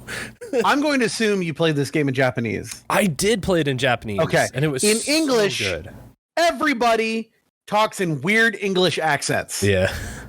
It's written that way too, Japanese? Which is weird. Is it in Japanese? Like, in Japanese, it's not, because there were plenty of times that's like, I could go on for hours about the difference in dialogue, because that was something interesting to me. Was I'd be listening to it and I'm like, well, that's not what they're saying, but it's interesting that I kind of got to experience both of those stories then. And I mean, it's only like nuanced differences. Was the voice in Japanese, but the writing was in English or something? Yeah. That's how I played it. Oh, interesting. So like, I saw all the like very Cockney English that they put in there. It's a lot of Cockney English. But then like, when I was listening to it, I was like, oh, those are not, they took some, I don't know. It's not even that they took liberty. They did a really good job of localizing the game. And giving everyone their own kind of personalities and backgrounds, and these group of people have this kind of accent or whatever, I guess. But like, yeah, in experiencing the Japanese language through the audio, and then reading it, I was like, I just thought it was interesting that I was kind of hearing two different lines being read, basically. But it was cool. I thought that was very interesting. If you have the ability to do that, try it out with whatever language you know. That it might be something cool that you get to experience through your playthroughs. So, after you get out, the next part of the story is basically the get your squad part of any RPG, where you're getting your party together.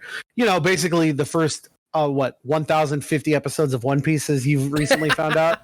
Yeah. Hey, now the story can continue or begin, or it whatever. can begin. We finally have the full 10 crew. Spoilers.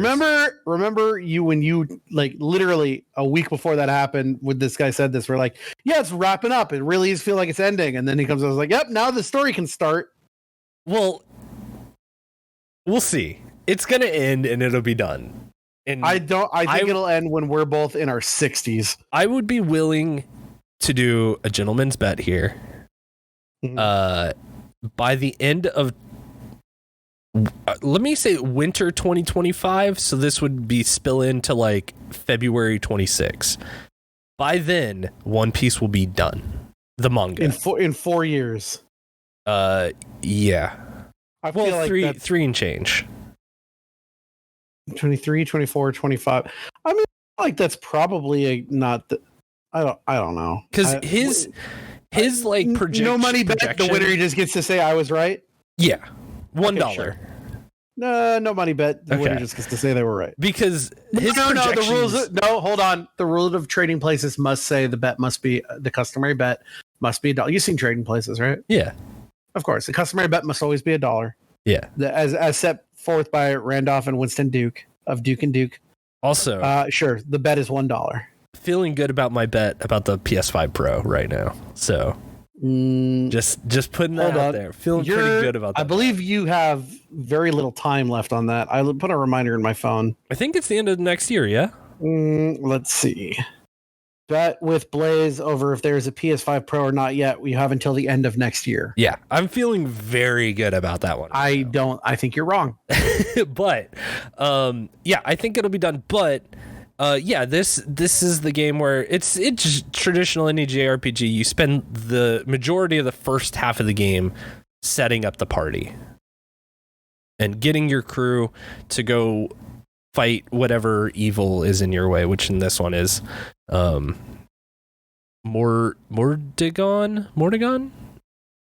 I think his name is. Yeah, Mordegon. Yeah, because in Japanese, dark evil boy. In the Japanese, they always just refer to him as like the Shadow Lord, basically. So, or like the Shadow evil cool king. Name, but... So, it was always that was the name where whenever I saw it, I was like, oh, that's a weird name, because everyone else's name in this game is like Eric. Veronica. Yeah, what are their names in? Doesn't Jade have a way cooler name in Japanese? Yeah, they do have different names in Japanese, but isn't her name Martina? I think her name's Martina. There's a cooler name. So yeah, okay. So let's go over so through the next like 10 to 15 hours, it's just you going from place to place, getting the rest of your party. First person you find is your thief named Eric. He's got Goku hair. He kind of looks like Trunks. Well, I mean, the whole game is it's Dragon Quest, so all the characters are Dragon done Quest. by All the characters Toriyama, are done by Toriyama. But the thing is, he straight up has fucking Super Saiyan God, Super Saiyan blue hair. Yeah, and he looks like fucking. I mean, the main character looks like fucking Trunks with the long hair, just not as buff and brown hair. So Eric is your thief. What's really cool? Okay, so I want to, before we get into this, because I want to talk about this, like a really cool thing they do with their experience points is this like skill grid where there's different paths that you can go down, and it's all hexagons, and it's like you can unlock something as long as one hexagon is touching the next hexagon that you need, and there's skills where it's like, oh, this one must have at least 4 skills around it touching it to unlock to get like the super skill. And all of the paths are actually attached. So it's like you have a starting point, and not everybody's grid has the same shape, but it's like, yo, if you go down this one path, you can get to a second path that you can start at, or you can take the long way around, but maybe you'll get different skills. And so you can kind of customize everybody. Yeah. But with Eric, he's your thief. He can either do like swords or knives. I started him with knives, but eventually you can get him towards the end game with swords, and he's a fucking beast. Yeah, because he can dual wield. Yeah, he can dual wield and get crits, and it's very good. Then you meet Veronica and Serena, who are sisters. That's basically your black mage and your white mage. Yep. And Veronica has been turned into like a child because she was using like magic all fucky crazy. She got cursed to look like be like a little 8-year-old or something, and she's real mad about it. I loved Veronica throughout this game. I thought she was like a really fun character. And then of course, like, we'll get there. RPGs. Yep. And then the next one is Silvando, who's like this very flamboyant traveling entertainer, true hero of this fucking game. He's okay. He's a good support character, but he's kind great. And then the last ones you meet are Jade, who is just some lady, and her dad, Rab, and you don't really learn their story until later. And he's like an old man with a little fez. He's okay. I'll say for me. And then maybe there's one other person you'll get later. But my favorite party would have been the Luminary, Eric, Jade, and then maybe the guy that we'll talk about later. I think for me, for most of the game, it was for the first half I played with Veronica, Silvando, Serena, and Jade, and then in the second half it changed. You didn't even use the Luminary? I did for a bit. What is kind of cool is that you don't have to have, like, most of these is like you always have to have. It's like Final Fantasy VII. Cloud's always got to be in the party, right? Yeah. In this game, Luminary doesn't have to be in the party, and also you can change who is in the party during battle. Yeah, which is excellent. As long as they're not dead. No, you can even change them when they're dead. Oh, really? Yeah, it's awesome. Oh. Like, once your party starts dying out, then you just hit, like, triangle, go to lineup, and then just take all the dead people out and put the new people in. It is awesome. I loved it. But if the Luminary dies, it is an instant game over. No. It's not? No, at least not in the definitive edition. Because, I had plenty of times where the Luminary would die, and it was just like, oh, yeah, as long as you have a party member alive, you're good. Because that's one of my few gripes about Persona is that if the fucking like Joker or you're the protagonist of 4 dies, it's like, oh, instant game over. And so if you get hit with an instant kill, it's like, well, shit. So I don't think the Luminary ever died on my game through, but I just assumed. Yeah. Oh. I also I followed a really interesting guide for the game. So a lot of times I was constantly swapping in characters. I was constantly rectifying their abilities to reset them and just kind of pick different paths. Because like with Eric, I used knives for most of the game, and then towards the end of the game, I got the Stardust sword, and then I swapped them into swords and started just using that. What's also really cool is that like all the save points, you can at any time just pay us some money, and it gets more the more times you do it per character, but you can pay some money to just reset their skill points. Yeah, which is so fucking fun because then it lets you experiment, in any JRPG where you get to have a class system or some kind of skill tree or whatever.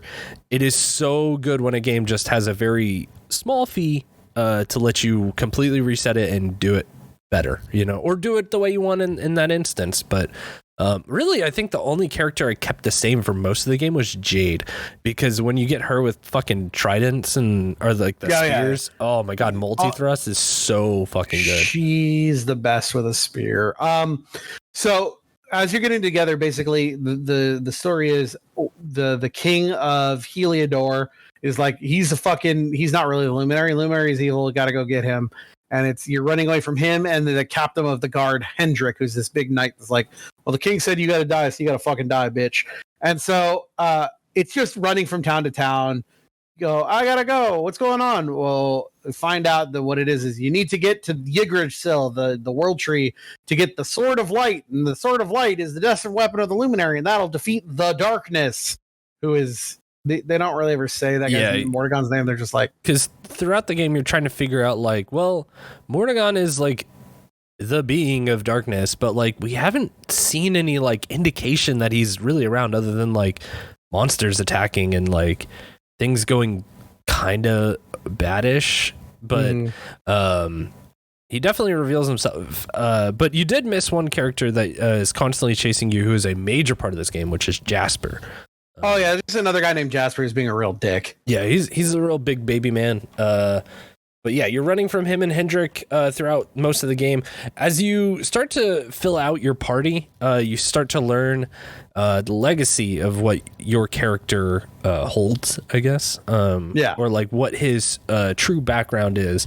And a lot of the characters, I guess, two others that fill your party, because you find out that you were the child of the king and queen of Drundasil? Dundrasil. It's such a weird... All these names are wild and wacky, so we're going to mess them up. But you were the child, and it turns out that Rab is the little man is your grandpa, and he was the former king whose his kid was your dad, and that also makes Jade his kid was your mom, because your dad Erwin was that's right, that he was like, let me marry her, please, I know I'm a peasant, and he was like, you're a good dude, like, go for it. And then you also turns out that Jade is the exiled princess of the other nation, Heliodor, where the fucking king is going crazy and the queen of your mom took her in basically as an adopted child, so she's kind of like your big sister. She's kind of your sister. Yeah. So you got, all of a sudden it's like your party is all these people and also your grandpa and your sister. Yeah. And you do all that, and so this is what I'm going to call act. Like I said, this game is 3 games in one. This game is Act 1. This is Act 1, but it's really Game 1 because it's like 40 hours to get to the end of Act 1, where you get to the tree, and the tree's got the sword, and you pull the sword out, and then boom, guess what? Oh no! Jasper and Hendrik and the king are there, and it turns out the king this whole time has been doing this fucking smear campaign on you, calling you the Darkspawn, because he's actually been possessed by the Dark Lord Mordegon, and Jasper's a piece of shit. Hendrik, thankfully, is like, I didn't know me this. Fuck you. I'm a good guy now. And joins your guys' team. Hendrik was like, shit, I had the fucking wool pulled over my eyes. Like, man, I fucked up. But it's not enough. Mordegon gets the Sword of Light, corrupts it, kills the tree, and we get the 1,000 Years of Darkness. And it's like basically the bad guy wins the end. Yeah, it's a very... Oh, man, I'm going to spoil this. And Now, in my version of the game, you immediately go into Act 2. In the definitive version of the game, there is, if I'm not mistaken, in the definitive version, there's an interlude. So what's the interlude? Okay. First off, very Final Fantasy VI of this game. But yeah, there is a interlude of 4 short chapters in between Acts 1 and 2. And you get to, I think it's really cool because I think for you as a player, did you get to do these stories at all? No, they're not in the game. They're not in the game, period, like not even as DLC or anything? Okay. No.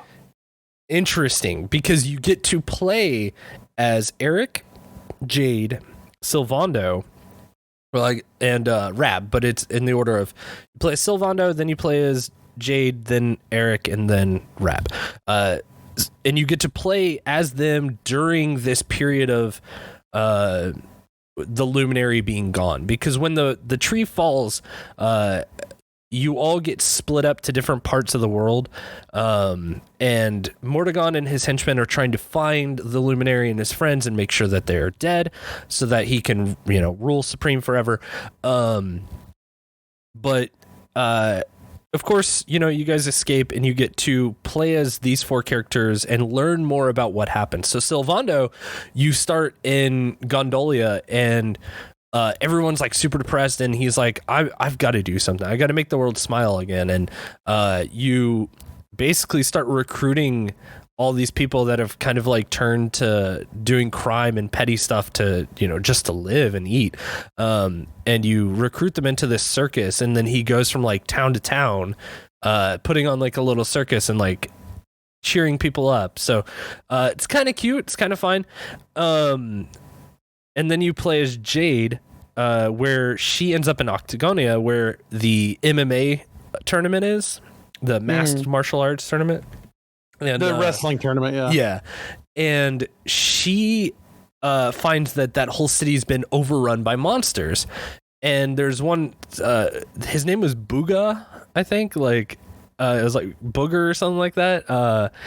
He is like this big pervy, trollish monster, and he captures her and turns her into like his personal bunny girl, and she gets like mind controlled, and basically he turns the whole city into a casino, and she's forced to be there, and they kind of round up all the people, the humans that were living there, and capture them in this like demon world.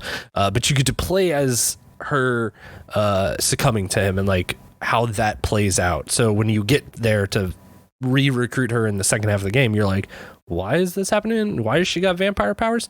Now you know. It's because she got fucking corrupted and taken over. But the next two stories were the more interesting ones, where you play as Eric, where I had a huge problem, and then Rab. When you play as Eric, you end up kind of in a similar prison that you find him at the beginning of the game, and your goal is to escape and go find your friends. But the problem is as you get towards the end of that cave, or sorry, let me restart it. When you wake up, there's a slime, a heal slime, a meta slime, and it's like, hey, like I'm a good slime. I'm here to help you out, buddy. We're gonna get out of this. Don't worry. And he's like, okay, you're weird, but I'll trust you.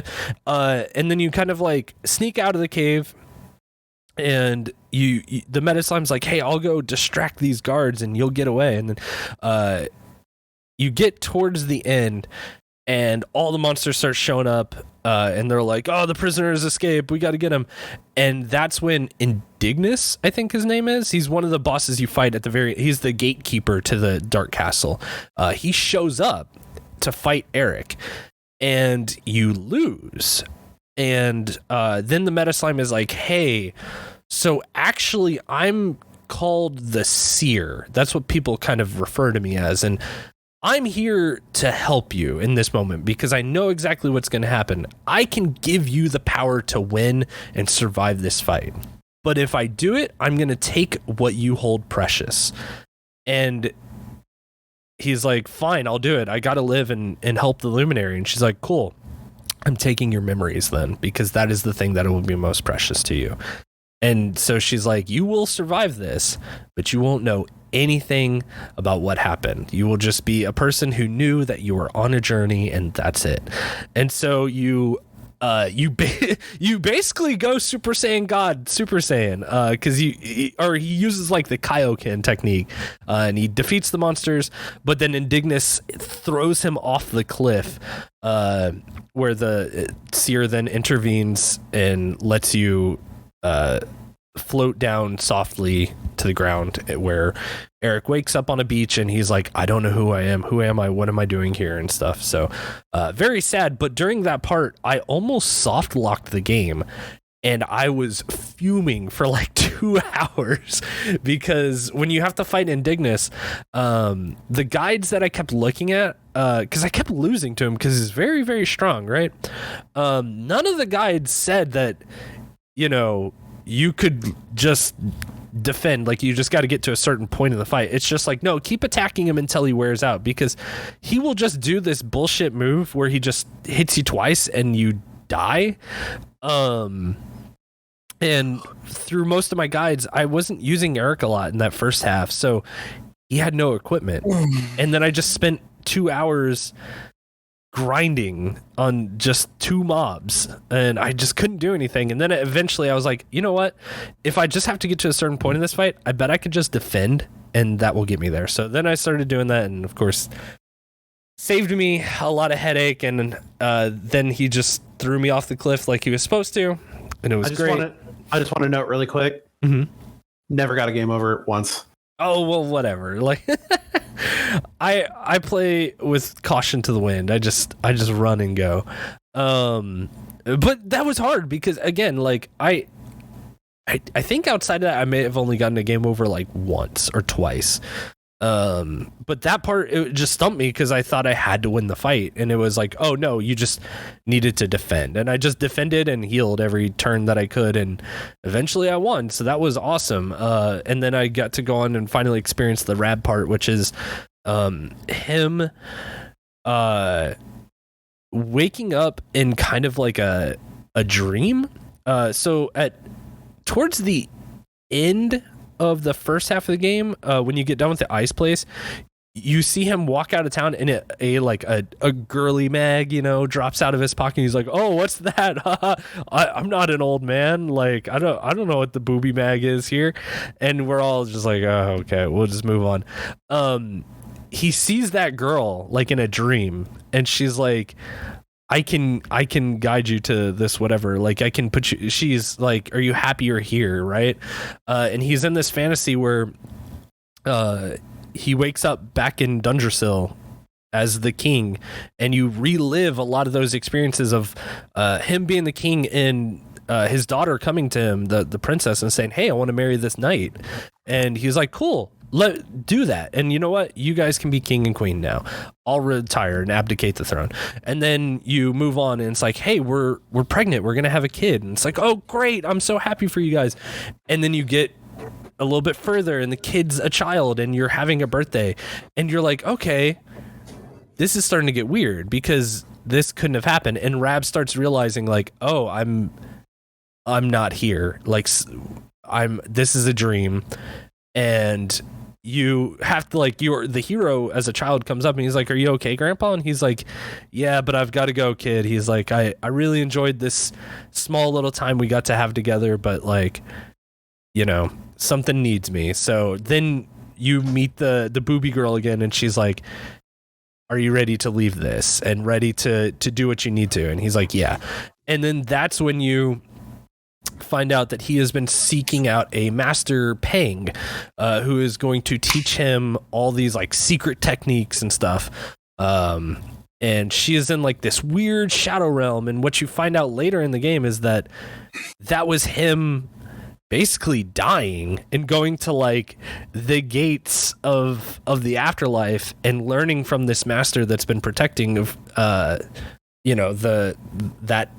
cross section of living and not, and teaches him, like, all these secret techniques and shit. And you get to actually play through that stuff. So when you get to those sections in the game, for me, it was a little bit more meaningful because it's like, I've done those things. I knew what was happening with these characters when I ran into them, because I'm interested. Like, was it weird when you just showed up to, like, Eric and he didn't know anything? Because I knew that was coming because I played it, And if didn't, there definitely was a disconnect of, like, "Hey, everyone's been gone for a couple years. What's going on?" And it was just sort of like, okay, there's, they just, like, they got to show that it's been years, and it's like the whole, Ocarina thing where it's like, "You've been in the temple for 7 years and everything went to shit." Yeah, type of thing.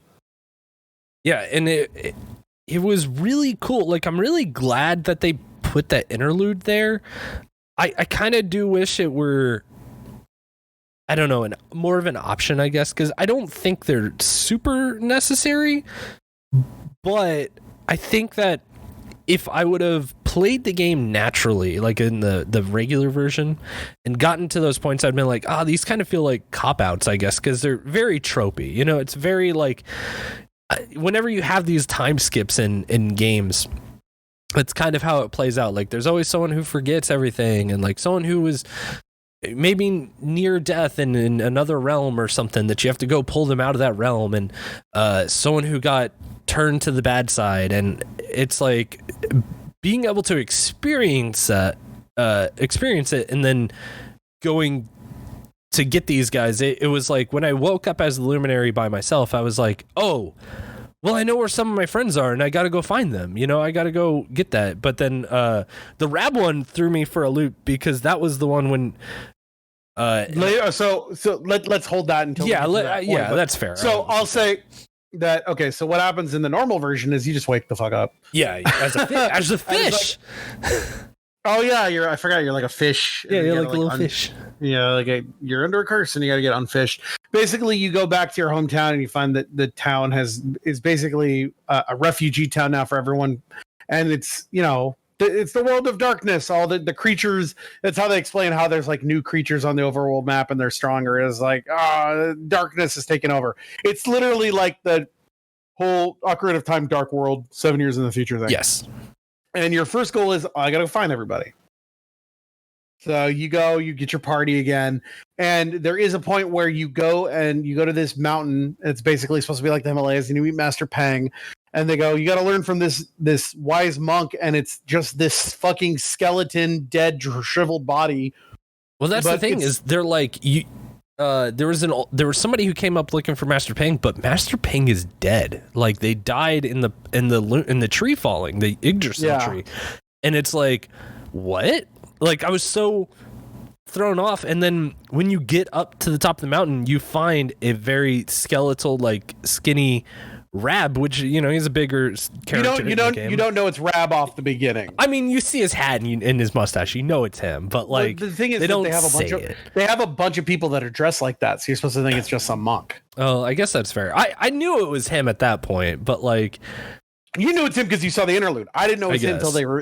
It's a reveal. Oh, yeah, they do a reveal because then that's when you have to like you find out he's alive, and you kind of cross the dimension into that realm where you can find him and Pang, and basically he almost dies. Like that's what you play in the interlude is him at the end of his life.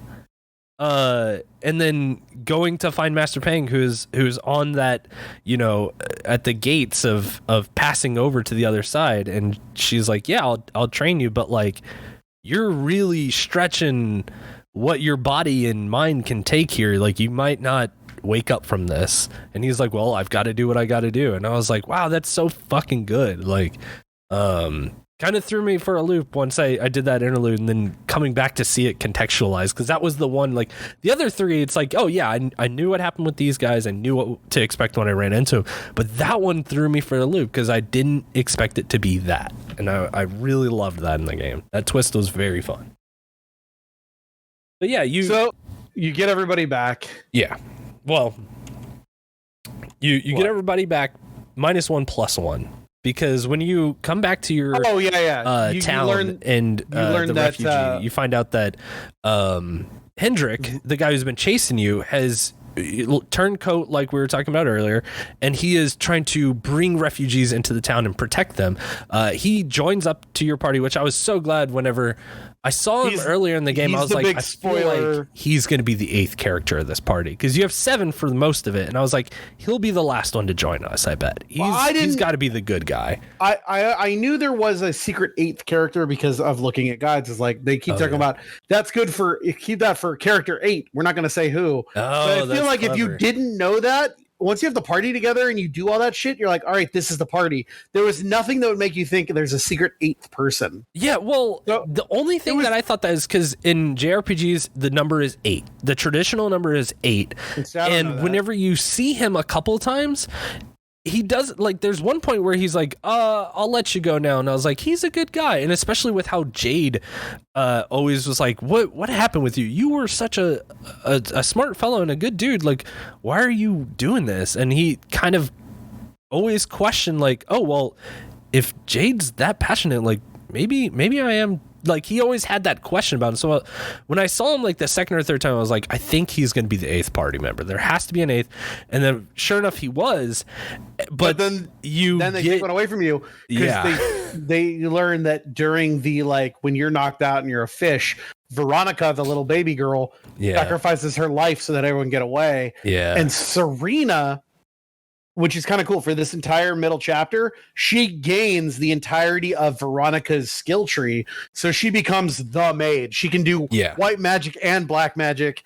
And it was kind of like a cool little character progression of like her getting her. And you'll find out why, I think, in a little bit when they explain why she has that ability later. Mm-hmm. But I thought it was a cool thing. So it's like you still have 7 members. You have a new I guess martial character, but you get rid of one of your spellcasters. Right. But it's such a, like, that fucking hit me because, again, like, I really liked her character through the whole fucking game. And then when we met up and she's like sitting down there and you're like, oh, hey. And it was like, oh no, don't do this. And then sure enough, like she was dead. She wasn't there. And I was just like, oh fuck, dude. Like, so the entire point of Chapter 2 of Dragon Quest XI Part 2 is, well, fuck it. Now we got to go kill Mordegon. So the whole thing is about finding a way to find a new way to forge a different sort of light. Right. Because the other one was corrupted and broken. And then go and fucking kill Mordegon. There is one little thing that's kind of important, which is halfway through this chapter, you're just walking in this area, and they always see these little fucking sprites. They just look like little Among Us bean men. Yeah, the little TikTok dudes. TikTok men, which apparently is a bigger thing in the definitive edition. There's a whole thing of like side stories that's not in this one. But I was wondering if that wasn't, because that's it basically just details the original, like the Luminary, the Erdwin story and stuff like that. From what I've heard, it's all played in the 2D. So in the definitive edition, you can turn it into 2D and play like an old Dragon Quest game, or you can play 3D like this one. But apparently there's all these side stories that are 2D only that are all like based on old Final Fantasy, on old Dragon Quests, right? Yeah.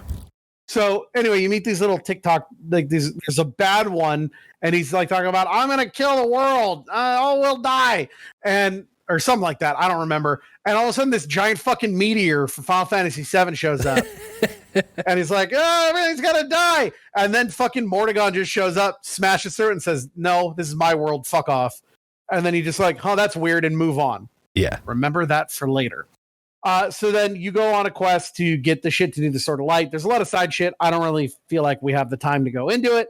This game is so dense. Like this game is super dense. I'm just doing and just play it. I'm just doing the main story because we could talk for hours about the island nation where you go to learn about the mermaid who fell in love with a man, and then what happened to their kid. I could go on for hours about just how there's so much great character development in this game. Like, this game is so character focused. It's so I could talk for an hour about the town that's secretly a WWF masked fighting ring, but also they're stealing children and using them to turn them on. Like, there's all this shit. I'm not going to go There's also a town where everyone speaks in haikus. It's great. Like, just go play this game. And there's a demon that lives in a sword, and if you don't put the demon in the sword, it's going to eat this lady's baby. But turns out it's actually is the lady's baby. It doesn't matter. Yeah. You go through all this shit, and you do all that, and you do all these side stories to get pieces to put together the thing to make a new Sword of Light. And you do, and you sort it, and then you go to the evil castle, and you defeat Jasper and Mordegon, and you restore the world tree. And chapter 2 is everything's good, and the game is over. To be continued. But it's not.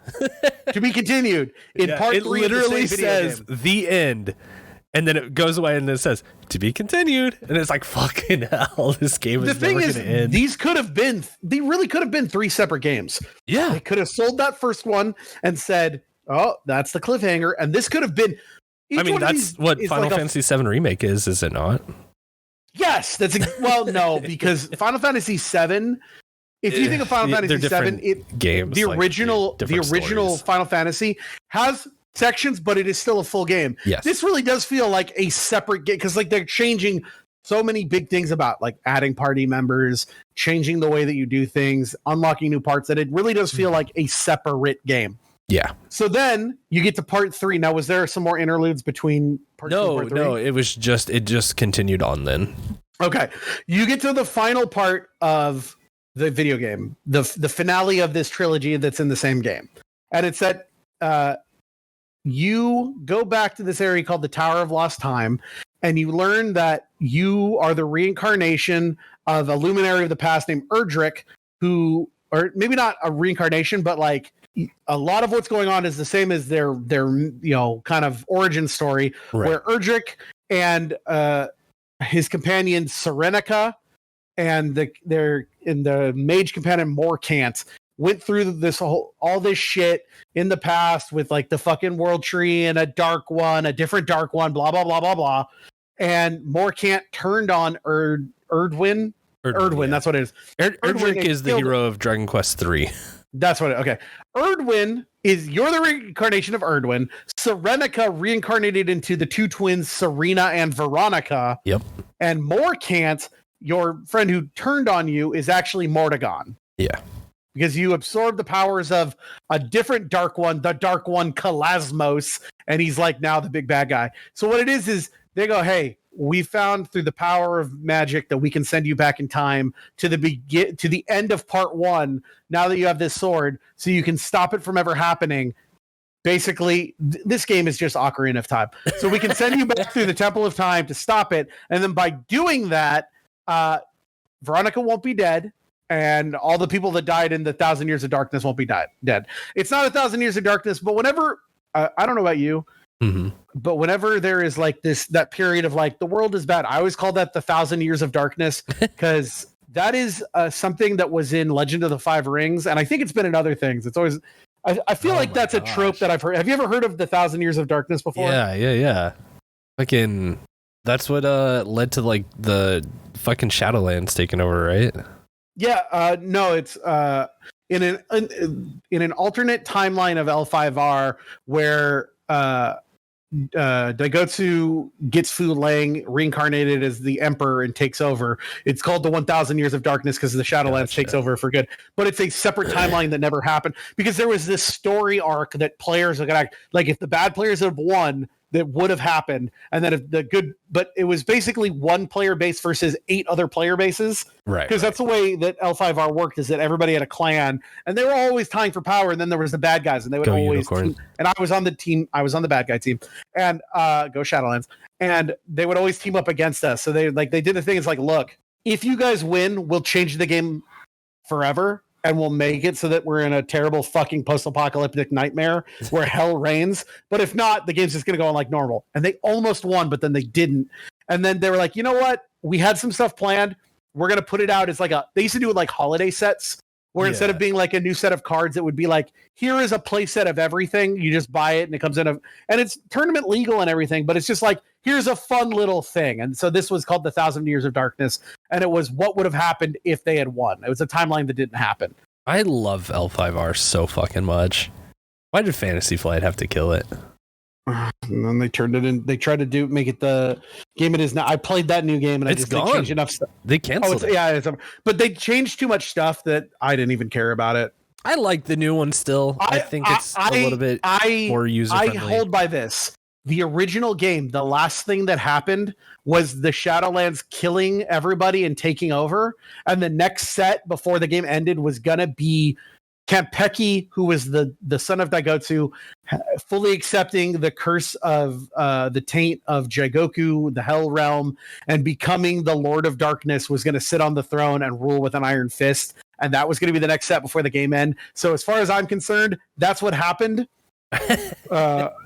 Rokugan, which is the name of the like empire, the fake empire in that game of where everyone is. In my mind, that's how it ended. The bad guys won, killed all the good guys, and it's just a hell realm forever. Yeah, Shadowlands wins. Fantasy Flight bought it, and everything went to shit. Bad guys win forever. It's the best. I think the big thing of why I didn't gel with the new one is when they put it out, you just couldn't be the bad guys. And it was like, well, what's the fucking point? You got rid of my clan, I don't give a shit. Yeah, that's a lot of people had that problem because they did simplify it down to 9. They got rid of the Mantis. 7, they got rid of the. I think. So, yeah, they got rid of the Mantis. They got rid of the Spider. They got rid of the Shadowlands. Yep. Anyway, so 1,000 Years of Darkness can be averted. We'll send you back in time to the exact moment where Mordegon steals the Sword of Light, and you can use this new ultimate Sword of Light. Stab him in the chest. It ends. So you go back in time. You stab him in the chest. Everything's great, and it's like nothing ever happened. Veronica is alive. The king is unpossessed and realizes what's going on, and everything's happy. But guess what? Remember that dumb little like part where the little evil TikTok boy was like, "I'm gonna Erdwin thing," and it's called Erdwin's Land, and it's a big meteor. Well, guess what? Without Mordegon there to stop him, it happens. And now the actual bad guy, the Dark One, Kalasmos, means Calamity, is coming to kill everybody. And so the end chapter of this game is actually the shortest, and it's basically you just got to go around, finish up, talk to everybody about the finals, and then you go and have one last fight against the Dark One, and then that's the end of the game. Yeah. And then the end of the game is that you learn that this whole thing was a mom telling her son a bedtime story that's the beginning of Dragon Quest III. The best Dragon Quest. I don't know much about it, but when that 2D remake comes out, the 2D 3D one or whatever, HD 2D, whatever they call it, We got to play that. If it's got trophies, I'll play it. Oh, it totally will. I can't wait. And so the third, I guess I was wrong when I said that it could have been 3 games. It was basically 2 games. I really do think this could have been 2 games, but that's the nice thing about it. It is a game and its sequels all packed into one, and it feels like a fucking storybook ending. It's like, so you get this whole quest to beat the bad guy. Oh no, bad guy got me. All right, now we got to defeat the bad guy in the land of bad. And then you get to go back into the past and switch it so that, you know, all the tragedy never happened, and then have one big last fight. And I think this game rules. Now, I will say, ruling aside, some of the trophies suck. Oh, Now, what's cool is that the trophies from my version and your version are different. Oh, really? That's interesting. Yeah. And some of them are a little bit harder and some are a little bit longer. Like in the definitive version, there are some trophies that you don't have to do that are a little bit long in this one. But in that version, you do have to do all of those little side quests, those like TikTok quests we were talking about. Yeah. And apparently those can just be a little long, but also it added a thing that makes the game shorter, even though there's more content. Because one of the most annoying things in this game is that you can't skip any of the fucking text, and it goes at a slow pace, and you have to, like, it doesn't auto, like when people are talking, there's not really voices. It's just text bubbles, and you have to press X when it's done to go to the next one and wait for it to be done. Oh yeah. In that one, in the one you played, you can just auto scroll the text, and also you can just skip through it if you want. It's like super voiced and stuff. It's not super voiced in this one. Also, in the definitive version, there are options to like speed up the speed of battle.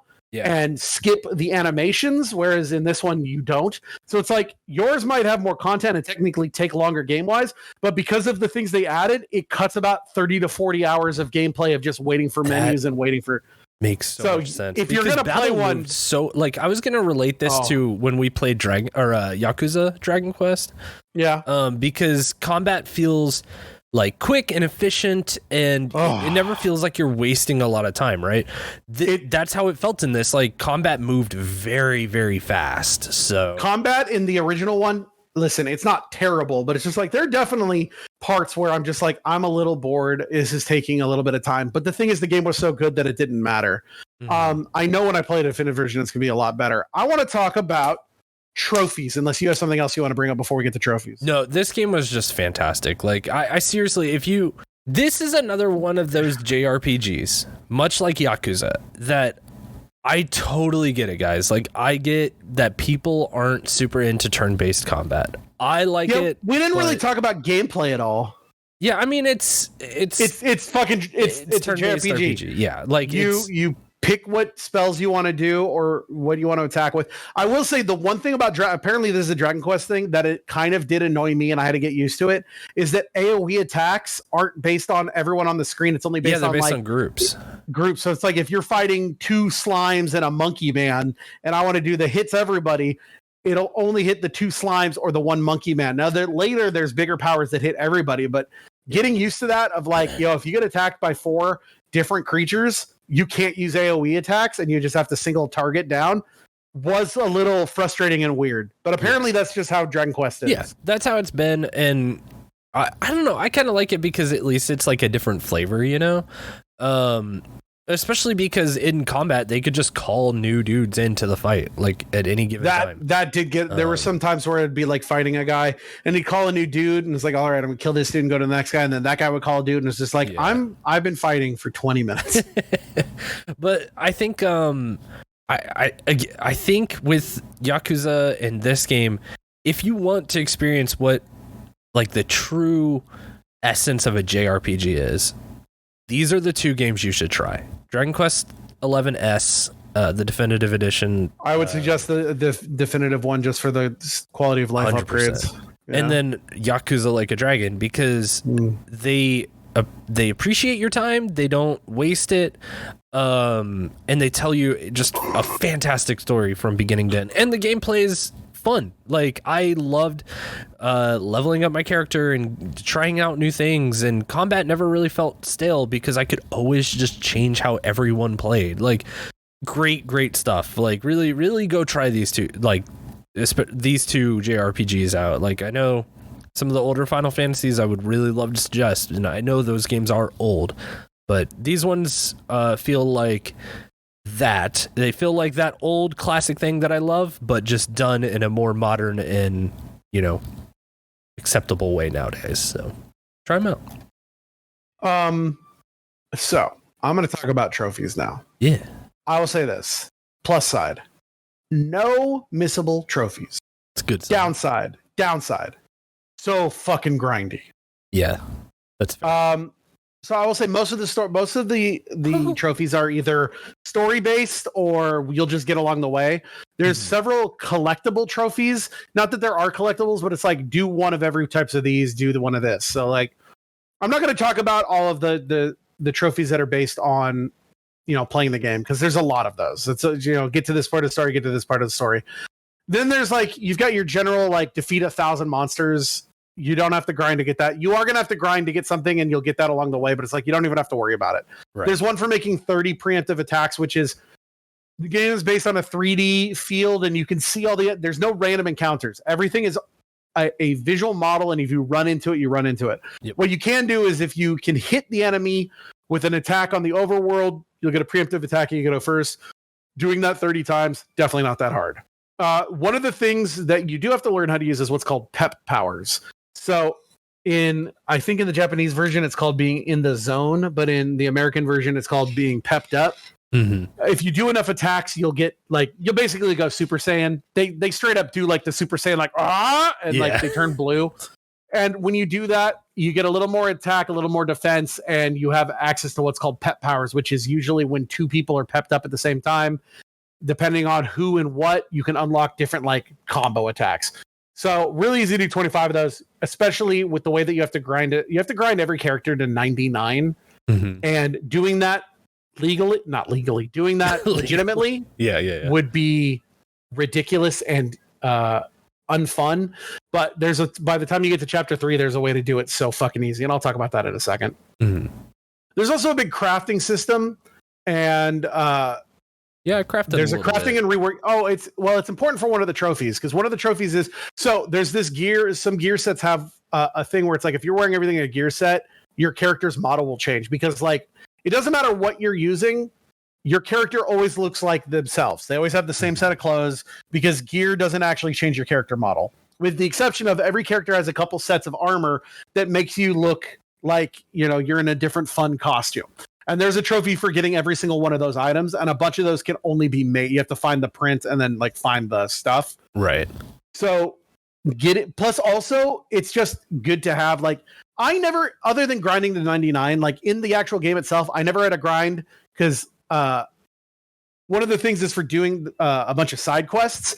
You have to do 40 side quests. I think there's like 50 or something in the game. So you have to do the majority of them. And if you do them as they come up, it gives you so much XP that, there'll be parts of the game. Sorry, I took a drink of water. There'll be parts of the game where it's like, well, you should be level 30. You might need to grind a little bit. I was like, I did all side shit. I'm level 45. This shit is toast. Yeah. I mean, even I did a lot of side quests up until I got to Gondolia. I think about after that, that's when I kind of started just focusing. I did almost every side quest in the game, because I got the trophy, and then it was still just like, well, this gives a good weapon. I'll just do it because while leveling up is important, the more important thing is keeping your gear up. Yeah, because you can out level, but if your gear isn't up to shape, it'll it'll suck a little bit. So there's a lot of good gear that you can find, but there's also like you can make a piece of gear and you can make a really good sword, but then you can do this thing called reworking it, where you can add like up to a +3 to it, where sometimes it's like, yo, I got this dope sword I found. It's like, yeah, but this sword that I made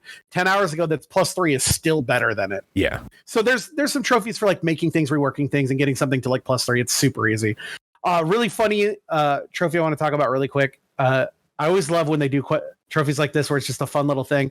When you're out in the world, you can bring up a menu to like auto heal, which you just press this button and it'll use whatever spells people have on them that are healing to the most efficient level and heal everybody up. There's one for trying to do that when everybody's already at 100%. I thought that was pretty funny. And it's like, hey, bro, you're already maxed out. It's called Worry Wart, which is hilarious.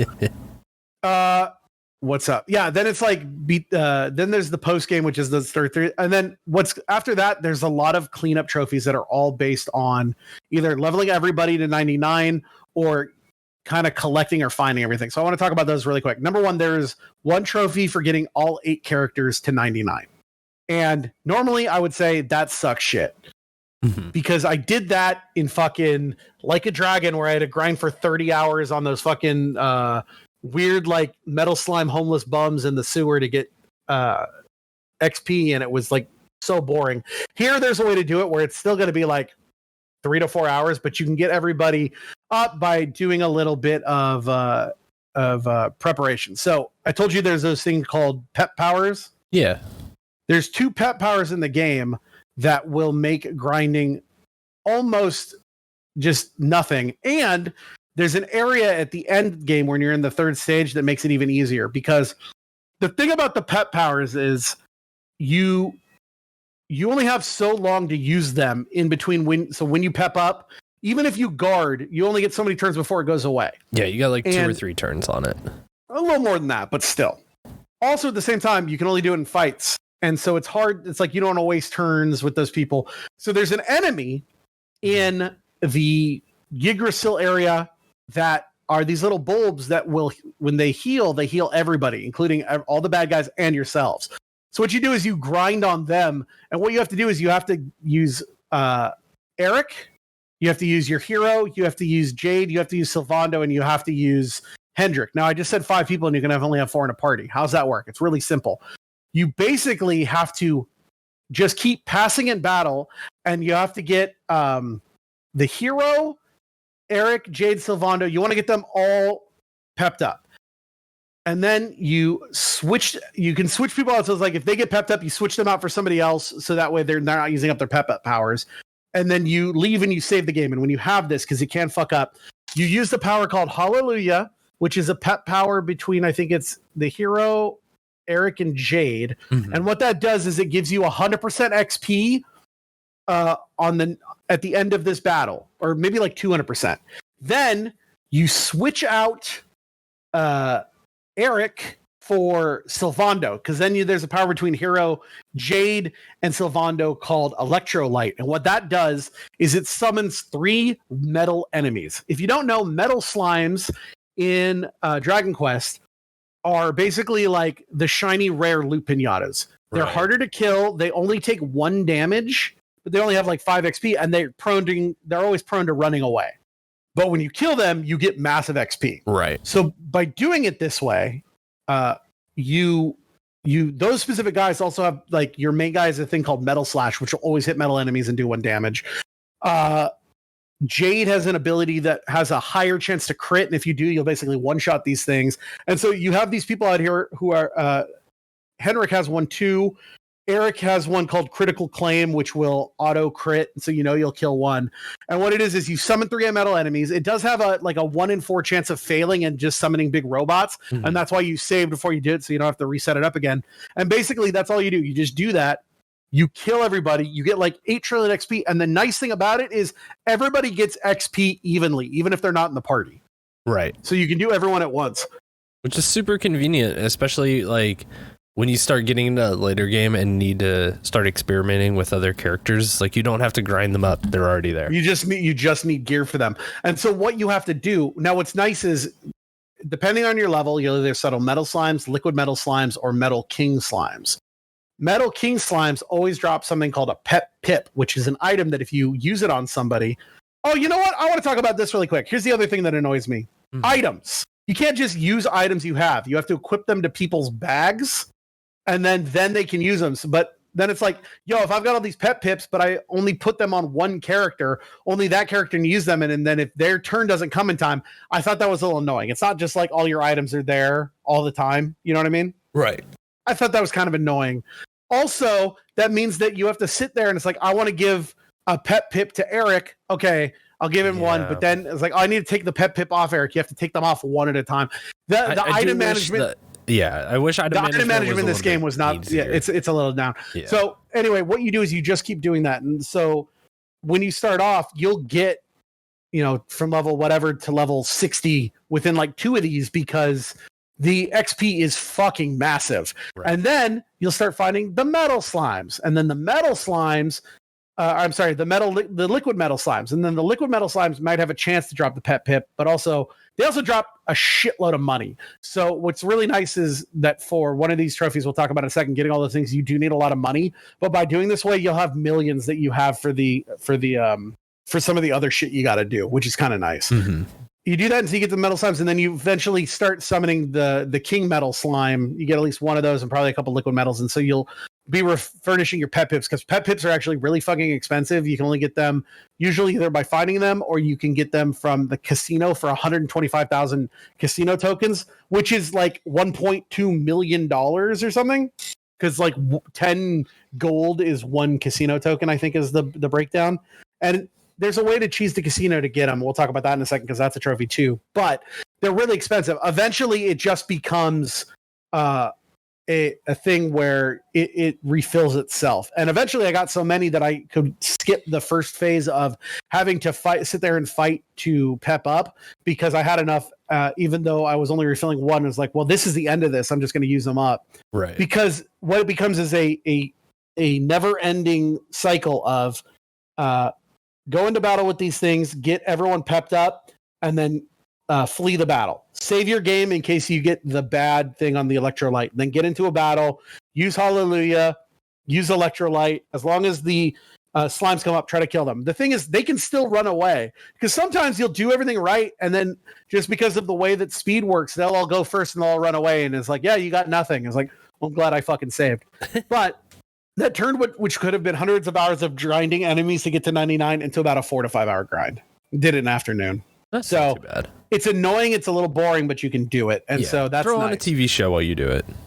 The next grind is the casino grind. There are a couple casinos in the game, and one of them is important to the story. But the casino thing is that you need to get accolades. Accolades are like in-game achievements, and you need to get 10 of the casino ones. The problem with that is that there's not many casino accolades, and most of them are boring as fuck. Like there's an easy way, and you can find a guide. I'm not going to go over, but there's an easy way to cheese the roulette. Roulette has this thing where you have to like talk. There's this big. Every casino has this big jackpot. They're like, hey, if you can hit the jackpot, you'll get like 3 million coins, which is a lot. And it's like, but you gotta be lucky. You have to talk to this lady, and it's like she tells you all about it, and you have to wait until she says, but I think someone's gonna win it today. And if not, you have to leave, go to an inn, sleep for 24 hours, come back in, and so, or you can go to a statue and like wait, but I'm saying you basically have to wait until the conditions are right. And then you have to bet, and it doesn't really fucking matter what you bet on, because if the conditions are right, you'll find. But what it is you bet on every number, so you don't make any money. But what it is when anything hits, they spin another wheel.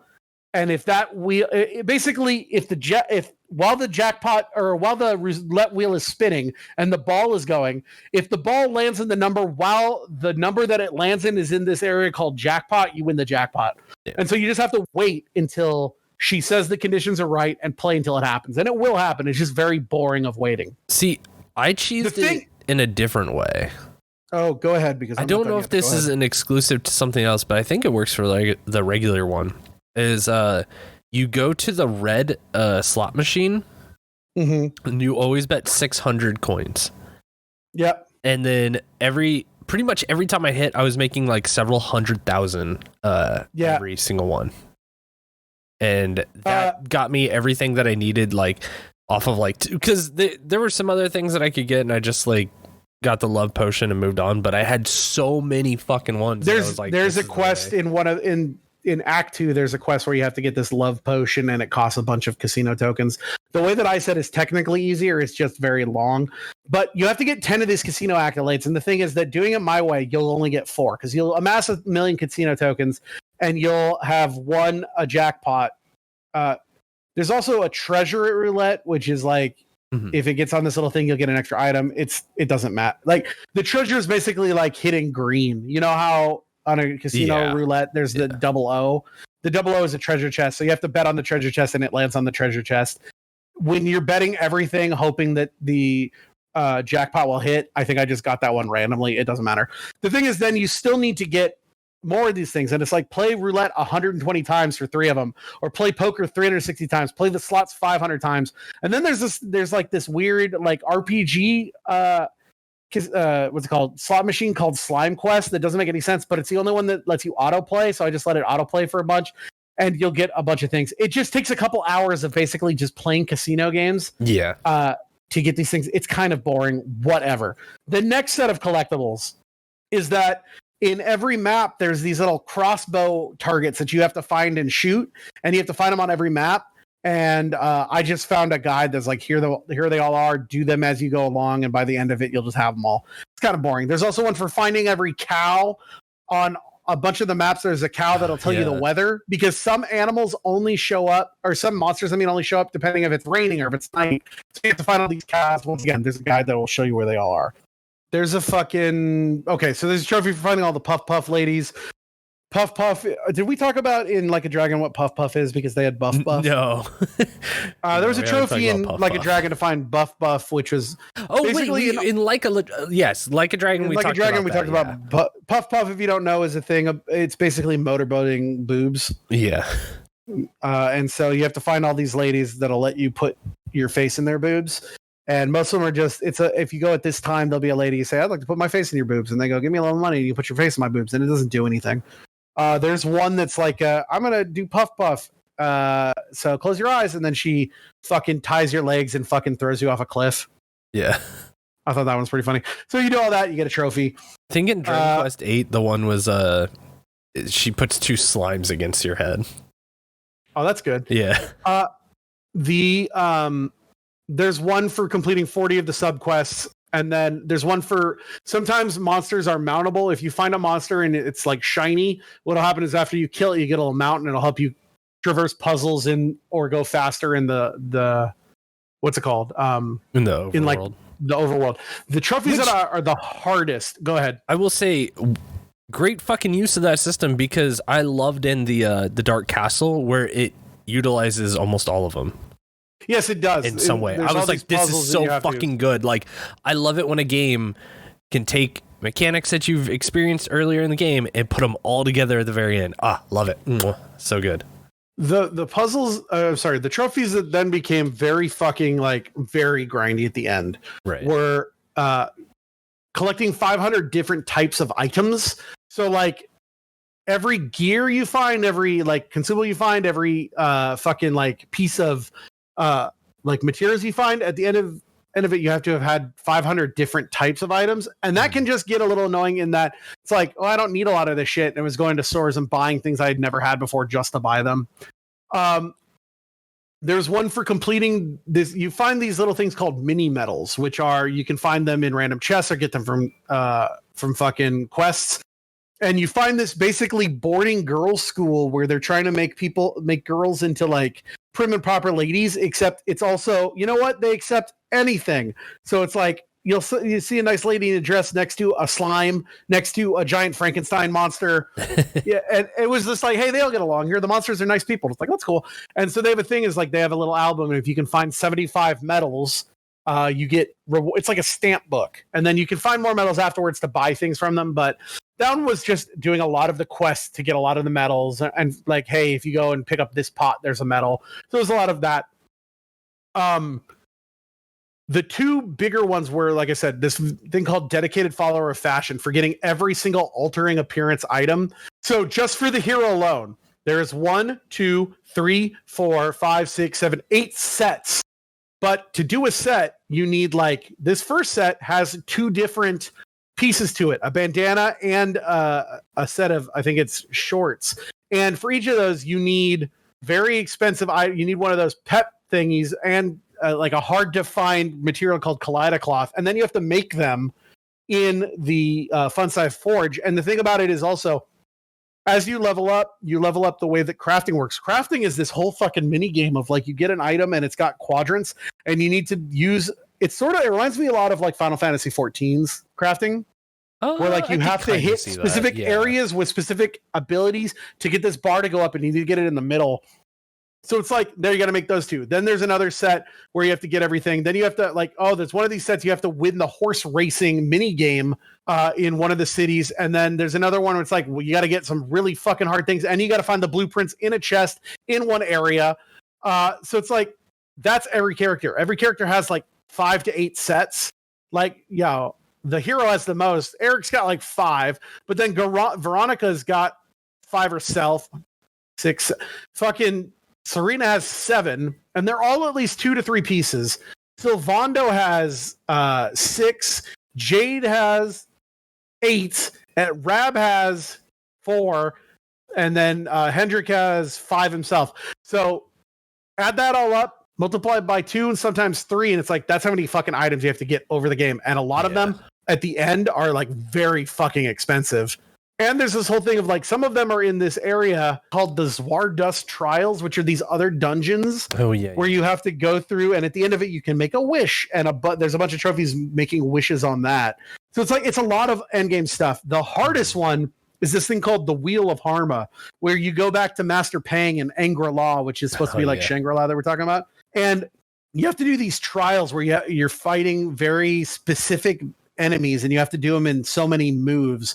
And the last one is fucking hard. You have to do this entire setup for every character, and you have to do very specific setups with specific gear and specific like going down their sphere, not sphere grids, but their talent trees, because if you don't do it, it's these things where you get stuck in if you don't kill this guy in one hit, he'll summon 3 dudes and then everything's fucked. And even at 99, even at max level, because I tried to do it before that because you get a pretty good item from doing it, and I was like, this is impossible.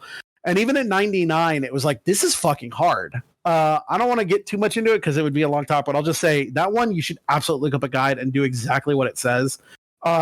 Get everybody pepped up, have everything set up, and then save your game in case you fuck up. And it'll take you a couple tries. I said I never got a game over, and I never did, because if you die on that, it's not a game over. It's just a try over. But it was long. Yeah. Anyway, on a game level, for this game, for being an RPG, I will give this a platinum. Yes, I'm 100% with you. For the trophies, just because a lot of them were grindy. I had fun doing most of them. And I do like hunting down all the items. And I did like it. It's extensive. The things that annoyed me were the getting 500 items, because of the fact is when I bought items, I have to buy all these items, and then they go into people's bags, and then I had to go and one by one take them, then put it in my item bag. That was annoying. And then this fucking Wheel of Harma thing, I'm going to say that it's a gold just because I had fun doing it. But just so you know out there, it's grindy as fuck and it sucks. Now, apparently I've heard that even though they added more in the definitive edition, it's a little bit easier. However, those 2 that I said were like getting all the gear and doing Angri-La are still in definitive edition. So get ready to grind. Yeah. And that's I feel like that's good.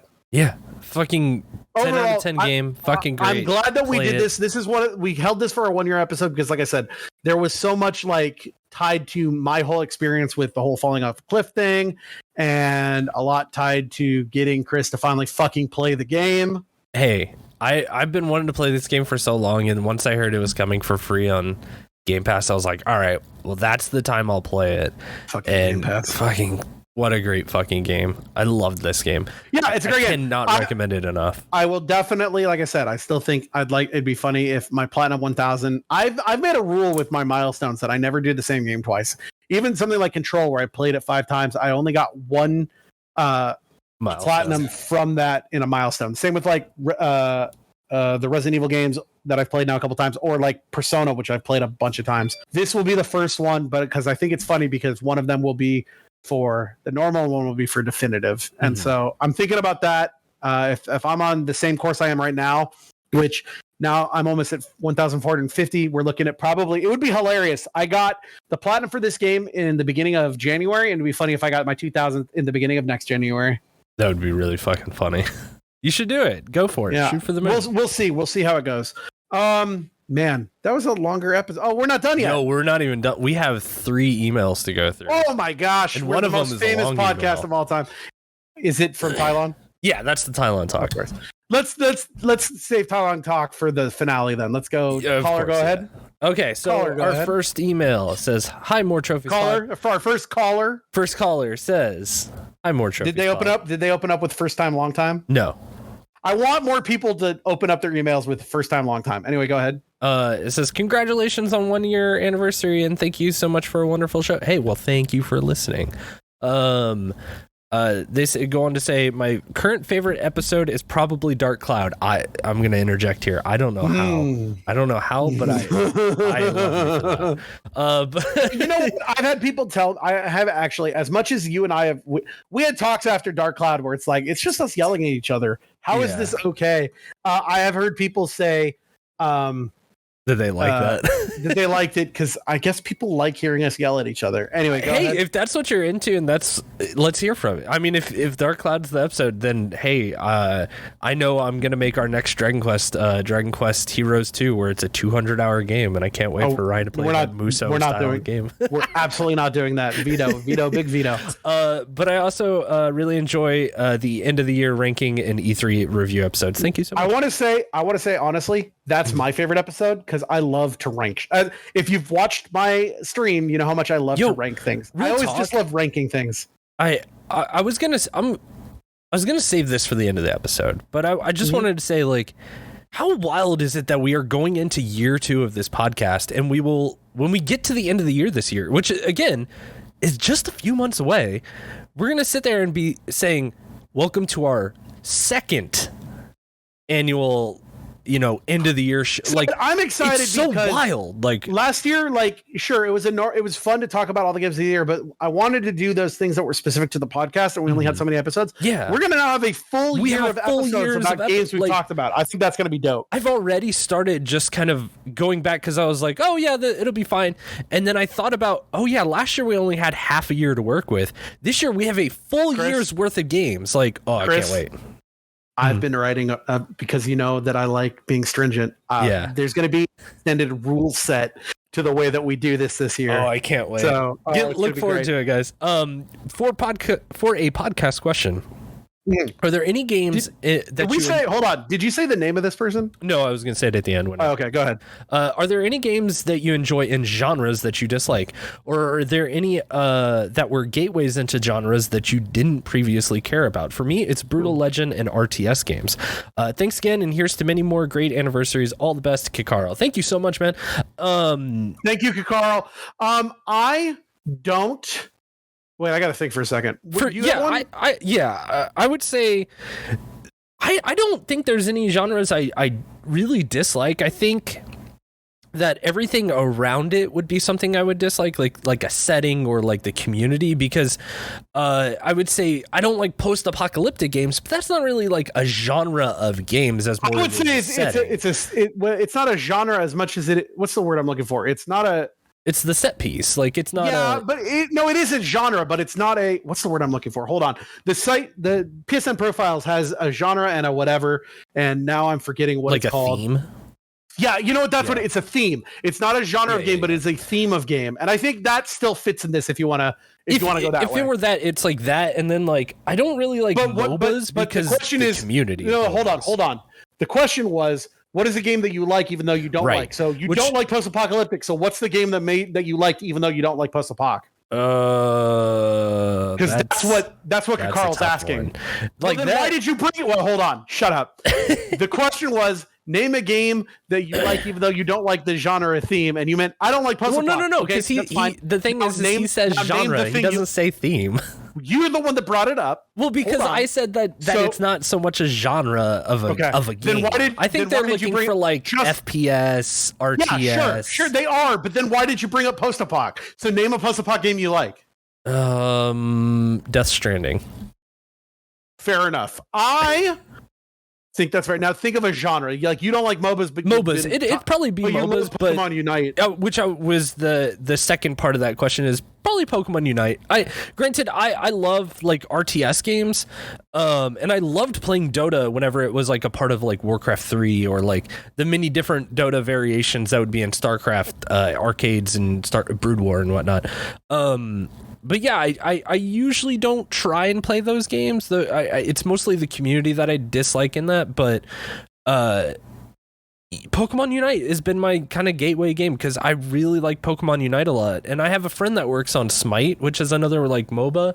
And it's like, I'm sure if I tried that out, he would like throw some free shit at me and it would give me more reason to try it out. But like, I might try out Smite just to see how that is. But yeah, I think it's Pokemon Unite and MOBAs for me. Pokemon Unite is my like, here's my MOBA. I'm gonna go more with the theme because as far as genres go, the only genres that I don't like as games are like usually sports games and I don't like online shooters. Yeah. You know what? That's what it is. Yeah, I don't like competitive online shooters.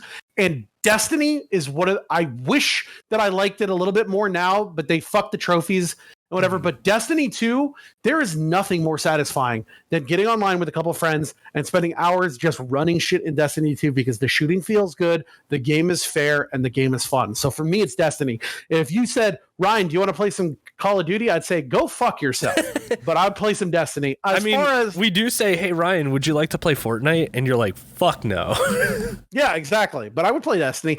As far as like themes, oh, fuck, I had one, but I lost it. Hold on, give me 1 second. Yeah, sure. What the fuck was I thinking about? Oh man, no. There was a theme. It was like you know what? I remember what it is. What is Go it? back. Okay, and as far as like if you want to go theme, we talked about this before in a previous episode. I don't like sad boy games. You don't like what again? Sorry, I was coughing. I don't like sad boy games. Oh, we've talked about sad B and rad B. Yeah. Yeah, sad. I want a game to be rad and not be sad. But you know what game was a sad boy game and that's actually really good? And we talked about last year, Chicory. No, yeah. You know what? Chicory is all about, like, you think it's going to be about, like, oh, it's fun, you're painting the world. And, like, no, it's about emotions and imposter syndrome and depression. And it's like, I don't usually truck for that shit, but I found that game so much fun that I bought into its message and I had a great time with it. So my two answers for genre and theme would be Destiny and Chicory, and your two games would be Pokemon Unite and Death Stranding. Yeah. You know, after the Sad B Rad B episode, my birthday was soon after. My wife got me a t-shirt that she had saw online that's it's like a little skeleton head and it's got pink sunglasses on, which I wear pink sunglasses, and then it's like got little cry tears coming down from his face, and it says sad but rad. Fuck, I was like, oh man, it's such a good shirt. I love that shirt. There you go. Hey, that was a really good question. That was a really good question, Carl. Thank you so much. Yo, and then here we go. We got our second email says, hey, thanks for making the show. It's one of my favorite podcasts, and it's one I use to pick up my energy levels because of how fun the show is. Thank you so much. I love that it's on when you're pretending to or accidentally start or stop the show. It's always a good bit. And that's been our episode of He goes on to say, I like when you cover games that I don't usually play. My tastes are very 4x and sandbox 4x. What is 4x? Oh, those 4x is like Stellaris or like Civ 6, shit like that. And I like your takes on games that are different than I play. I loved the Fallout New Vegas, and I'm glad that you tried it because it is incredible. I really like the mutant lizards because they look like people in kaiju suits running at you. Oh, I never talked about those, but so in Fallout games, they always have like, there's always the giant ants or the moles. They added a couple new bugs to this one, and one of them are, animals. One are these giant geckos that run on two legs, and they literally, they look like shitty kaiju costumes of this giant fucking lizard. Just imagine, like, how in Attack on Titan, how the Titans run with their arms flopping? Yeah. Imagine that, but it looks like a fucking gecko. Oh, that's so good. And then they breathe fire on you. So, yeah, thanks for... I didn't bring up the geckos. My apologies. He continues, I was not very impressed with Pokemon Sword and Shield, except for the large wild areas. However, Legend of Arceus is my favorite Pokemon game and one of my favorite games in general. I just want to... Did you play that? No, I haven't. I think that's on the list. I'm going to check that out. Hey, you know what? I'm not going to play it. You should. I was going to say, if we ever do a Pokemon episode, that's the one we should do. You can do it. Didn't that come out this year? Yeah, it did. You should play it before the end of the year. Yeah, maybe I will. Yeah. I'll definitely play it before the end of the year. He says, I just want to run around with Pokemon and catching them and running away from them. I hope in the future that they have on-map Pokemon having fun interactions like in Pokemon Snap, and I as a character can have more interactions with them outside of combat and enslavement.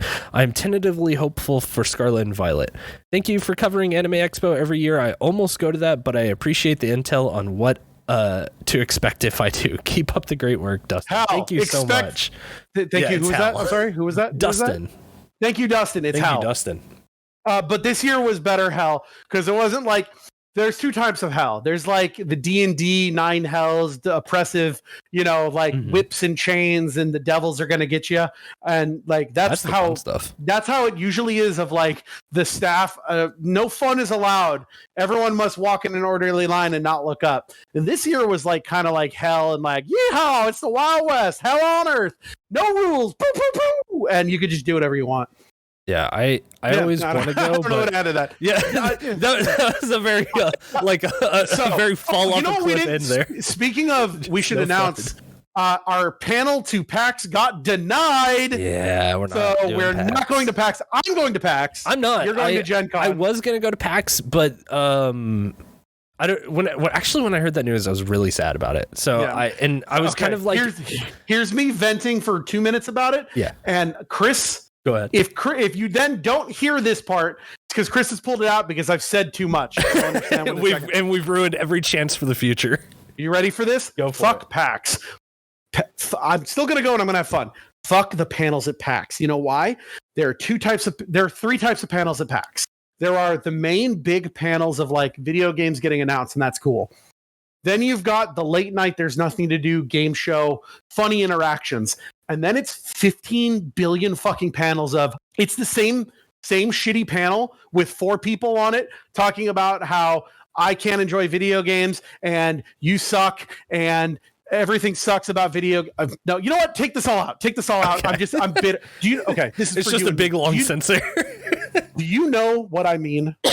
No, yeah, I totally get it because I go to a ton of conventions every year, and most of the panels I look at because there was a period there where I like to go to panels and just kind of see what they are, and then it evolved to just going to the 18+ panels because at that point it was just like all the panels they're just sucking fuckfest of blowing voice actors or whoever worked on a game, and it's just like I'm not into that, so I don't like going to those panels. And then like outside of the 18+, it's just it's just like, oh, let's just complain about stuff. And it's like, I get that if this is your way of getting that stuff out or like learning about something, then like, yeah, that's all for you. But like, I'm pretty also on the pulse of that kind of stuff, so I don't need that at a convention. But I'm just mad because I look at the panels and it's the same.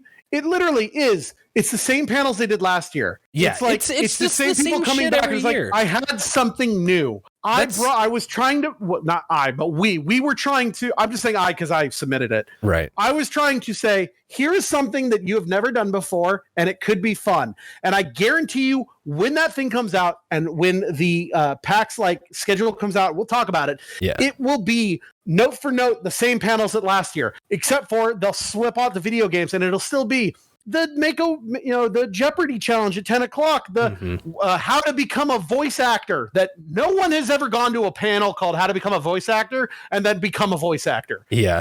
It'll be some panel about how to play video games. You don't need 8 of those. Yeah. I mean, I wasn't asking for much. That's what Twitter is. Give me an hour for me. Yeah. That's what Reddit is. Hour. Like, give me a fucking hour for me and my friend Chris to have a dumb, fun argument about trophies. It would have been hilarious. People would have come, but instead, you will then have the same panel that you did last year that I poked my head in. 6 people show up for. Yeah. This has been the Ryan venting corner. It's a shame. That's why, again, I only go to the 18+ panels because it's just like a good time to drink. They don't do that. What? They don't do that. There's no drinking inside, and they don't do anything that's 18+. They might say it's like they're gonna God, why would anyone go to fucking PAX? Look, I went to PAX Unplugged and it was the shittiest convention I've ever been to, and I never wanted to go to a PAX after that. Like, here's why I go to PAX. My friends are going. I'll hang out and walk around the convention with Jared and Brian as they have appointments. I'll look at some games and look at some things to buy. I'll hang out with the Mega 64 booth. I'll see some friends that live in Seattle. I'll eat Din Tai Fung and Seattle dogs and hot pot, and I'll just have fun with my friends. And PAX is just an excuse to hang out. Yeah. Here's what I'm looking forward to at PAX. Seeing friends, going on Wings Over Washington, eating a bunch of hot dogs, going to Din Tai Fung like 12 times, and making fun of weirdos with my friends. Mm-hmm. See, and then Jared will be like, I got a free button if you go over and stand in that line. You want to stand in that line? I'll go, I don't know if I care about a button that much, Jared. And you go, well, this button's going to be worth a lot of money later. I love fucking Jared.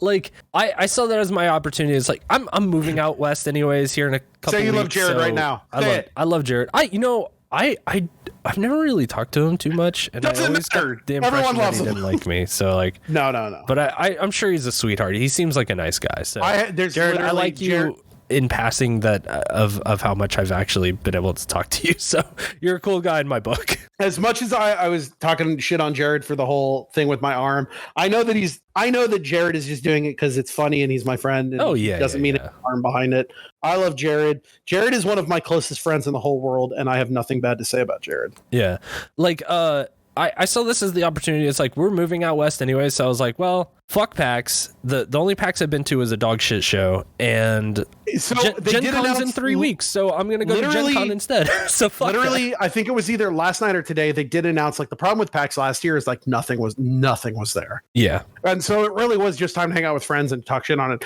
They've already announced Nintendo's going to be there, Sony's going to be there, Microsoft's going to be there, Sega's going to be. So it's like this is going to be the PAX. Yeah. I'm wondering, what do we think the mask situation will be at that? Will it still be so at Anime Expo, masks were required in the building, but the thing is, but because it was so shittily run, no one was there. PAX is run well. PAX is run right on time. The staff and the enforcers actually know what they're doing, but actually care. They're not just like shitty, get in line. They're like really nice about it, but they were hard on the masks last year. Right. Like they had, if you wanted to eat, it had to be in very confined areas. And other than that, you had to keep your mask on. Which doesn't that seem like the antithesis of what you would want to have is, hey, let's stick everyone into a corner on top of each other together, and they can take their masks off and spread everything as they chomp into food and spit everywhere. Like, it was a pretty loud on area. Like when I went to go eat lunch, I would go out to this area that was on a balcony. So it was like I was outdoors. I wasn't away from people. It was pretty spread out. It was good. My thing is, though, a year out, which it's so weird. It doesn't feel like a year since PAX. It feels like maybe a couple months. But my thing is, I don't know what Washington's at, but like Oregon, masks are gone, baby. Yeah, like that's how it is here in Indiana. So a couple stores are still doing it, but it's because the store, like, Safeway, which is our big chain of grocery stores, they put them back on recently. But like Walmart, nobody's got shit on. Yeah, like I'm really curious about Gen Con because hold on, Tylon, call in next week, and I want to know what the situation of masks is for Washington, because Tylon's also an enforcer. So I want to know. I want the insights. I want Tylon Town scoop inside. I want the double scoop of Tylon news. We got our new segment, Tylon talking with Tylon. Play the theme song. We should get a theme song. Tylon Talk. Take it easy. Tylon, make your own theme song. Go ahead. End it in. Says, Dear Doc and Chris, congratulations on accomplishing 1 year of podcasting. I got a lot to say in response to the previous episode, and as well as a few other things. First, I just want to say I'm very proud of Ryan for playing my second favorite game of all time, Fallout New Vegas. Glad you enjoyed it, and I agree with almost everything you said, except I have a few notes that I agree and disagree. First, I 100% agree with load times and crashes, which is why I really want Bethesda to re-release the game on a PS5 where there's load. Huh? They won't. Yeah, they won't. PS5. Where there's no load times. It's instant as fuck on my Xbox Series X. I know that PS5 can do the same. Before Ryan goes on a tangent about Xbox not letting it happen, unlike Sony, Microsoft doesn't mind sharing their toys. Fuck that. If that was true, why did they announce that Starfield's only coming to this fucking Xbox and whatever? Oh boy. Starfield's gonna suck. Starfield looks like a piece of shit. but I'd still play it because it's Fallout-y enough that I like it. But if they're not put on PlayStation, they can suck one. If Microsoft wanted to make money, they'd realize that exclusivity is fucking stupid. Now, the reason Sony would make it do is because Sony only has the PlayStation. But they're putting shit on PC. That's fine. Why wouldn't they put shit on the other console? Because that's too bad. Microsoft should stick to what they're doing and just be software. Make video games. Stop making the Xbox. I get why they don't want to put on PlayStation, because then they'd have to give Sony money, and they think, well, we don't need to give any Sony money. You have enough money. The money that you would not make by not putting it on there would be outweighed by putting on there and giving Sony its little taste. And just stop making the Xbox. The Xbox sucks. Get out of here. It was a direct Xbox. DirectX sucks shit. Just become the new, buy Activision and become the new Activision. Become the biggest software publisher, which is what Microsoft should be, because they made Windows. They never made hardware. Get out of hardware. You're losing money in hardware. Just become a publisher. Let PlayStation and Sony be the two consoles. And guess what? That's fine, because PlayStation, really, we've moved to a point where computers have gotten so good that most people do play on PC. But there's people like me, and there's other people that are just like, well, I don't want to buy a fancy computer. I just want to have my fucking PlayStation. Which is why Xbox is putting every single major Xbox release on the PC with crossplay. You're right. So that absolutely you only have to buy their one system that plays across all their devices. How much money would they save if they didn't make a system and they just made their games for PC? I don't know, because PlayStation. I was talking about this. They take a loss on the Xbox. They're losing money. They think they're making it back by giving that fucking Game Pass, they're gonna get more customers for it. But now that they've shown that they can do it through smart TVs, fuck it. Just become Epic. Just become Steam. Become a way to sell video games. That's more the direction of where video games are kind of heading. And I think Xbox has realized that. And so I think put that's your shit on PlayStation. You'll make money. If I think that's more possible than you think. I just want Fallout 5 on PlayStation. I don't here's the thing about anything else. From what I hear from other game studios that are not Microsoft or owned by Microsoft, it's usually Sony that doesn't want to play ball with anyone else. Yeah, because so I don't know if this is a Microsoft problem, because Microsoft has expressed interest in putting Xbox Game Pass on the Switch. But I think that Japanese business is a different system. 100%. That's all it comes down to. Is that like playing with other countries or not companies, and especially if they're not Japanese companies. So I don't see Sony playing ball. I think Xbox is doing all the right stuff right now by making that Herman Hulst a cheap becoming system and putting it out there. Because seriously, like the Series S, like I get it, like it is a less powerful system than the Series X. Having said that, my Xbox One S that I use, again, a digital system, God, I've gotten so much mileage out of that, and I only paid $150 for it, like brand new. And that, I seriously play so much shit through that. My wife plays so much. I tried it didn't work there. My wife plays so many games through it because we just have Game Pass on it, and you get so much. It's just, if you are that person who wants something cheap to enter into the, or if you just don't have as much time nowadays to buy video games or find something new, then it's like, oh yeah, but you're still interested? Go buy a Series S. It's like $200. You get Game Pass, and then you just play off that. It's the Netflix subscription. Then that's what you should make. Don't make the Xbox One X anymore. Just make an S. Just make a little Game Pass box if you don't have the TV, and put your shit on everything. I really thought Herman Hulst becoming the head of worldwide development was going to stop this. You're absolutely right. Sony and Nintendo are so insular because that's how Japanese business is. Yeah, that's. Japanese businessmen don't. There's a whole great thing if you read Console Wars, which was the Super Nintendo versus the Sega book, and how I forget the guy's name, but the guy that turned around Sega in America and made it was trying to do all this shit, and Japan eventually just went, yeah, we're Japan and we know better than you, and it's just like. It's not going to get better until something at Sony changes, and it probably never will. Yeah. But also, I don't give a shit. I just want to be able to get trophies on everything. I would buy Game Pass in a fucking second if it worked on my PlayStation. I could get trophies because it does have a better game selection than the PlayStation Plus. But I don't give a shit, and it's cheaper and more effective. I'm innocent. Well, actually, is it cheaper? It's like $120 a year, which comes out to being $10 a month. But the thing is that it works for both Xbox, my yes, phone. but once again, I don't give a shit. I just want platinums. I think you get more out of the Xbox. So I think it's sunken cost fallacy. I've put too much money into PlayStation that I can't leave it. Okay. Whatever. Tylon, go ahead. He says, I also agree that that Caravan sucks, and is the only Caravan achievement sucks. that I haven't unlocked because it's so boring. I disagree with your stance on unarmed weapons because they added weapons like the ballistic fist or the two-step goodbye, where you essentially punch your enemies with a shotgun and could make them explode when you land a crit with the two-step. The thing is with the two-step goodbye. Oh, so hold on. With the ballistic fist and the two-step goodbye, most of them only work. Like they have a minimum gun or unarmed requirement and skills, where at that point I hadn't invested because I didn't up. So it's like, yeah, you can use them if you're going an unarmed only build. For me, having played the way I did, where I had to do a little bit of everything, it was I was unable to use most ballistic fists or the two-step goodbye or some of the other high-end ones because I had invested in unarmed because I was doing other things. That's why all I had available to me was a power fist. Now, granted, I had a GRA power fist that I could upgrade. That's a Gunrunner Arsenal. That's like the upgrade that they put in the Ultimate Edition, where it's like, oh, you can get augments to it to make it better. But it still was just me running around going fist, fist, fist. And the thing is, the ballistic fist, yes, they blow up and it's funny, but it's still just walking around and you just press the button and you're just walking and pushing your fist out and hoping it touches somebody. Because the way that the fists work in that game is that they are slow. They're not rapid fire like a lot of the guns. And it's just like you put your fist out and you walk into people and you hope it hits them. Yeah.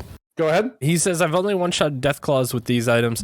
Also, you can learn fighting techniques from completing certain side quests, gaining certain perks, or talking to specific people.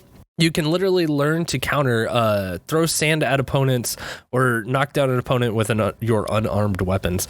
Also, funny story, a year ago during your early episodes, I wrote a review / pitch on the reasons why you should platinum New Vegas that I wanted to send in as a viewer call, but I forgot about it until now.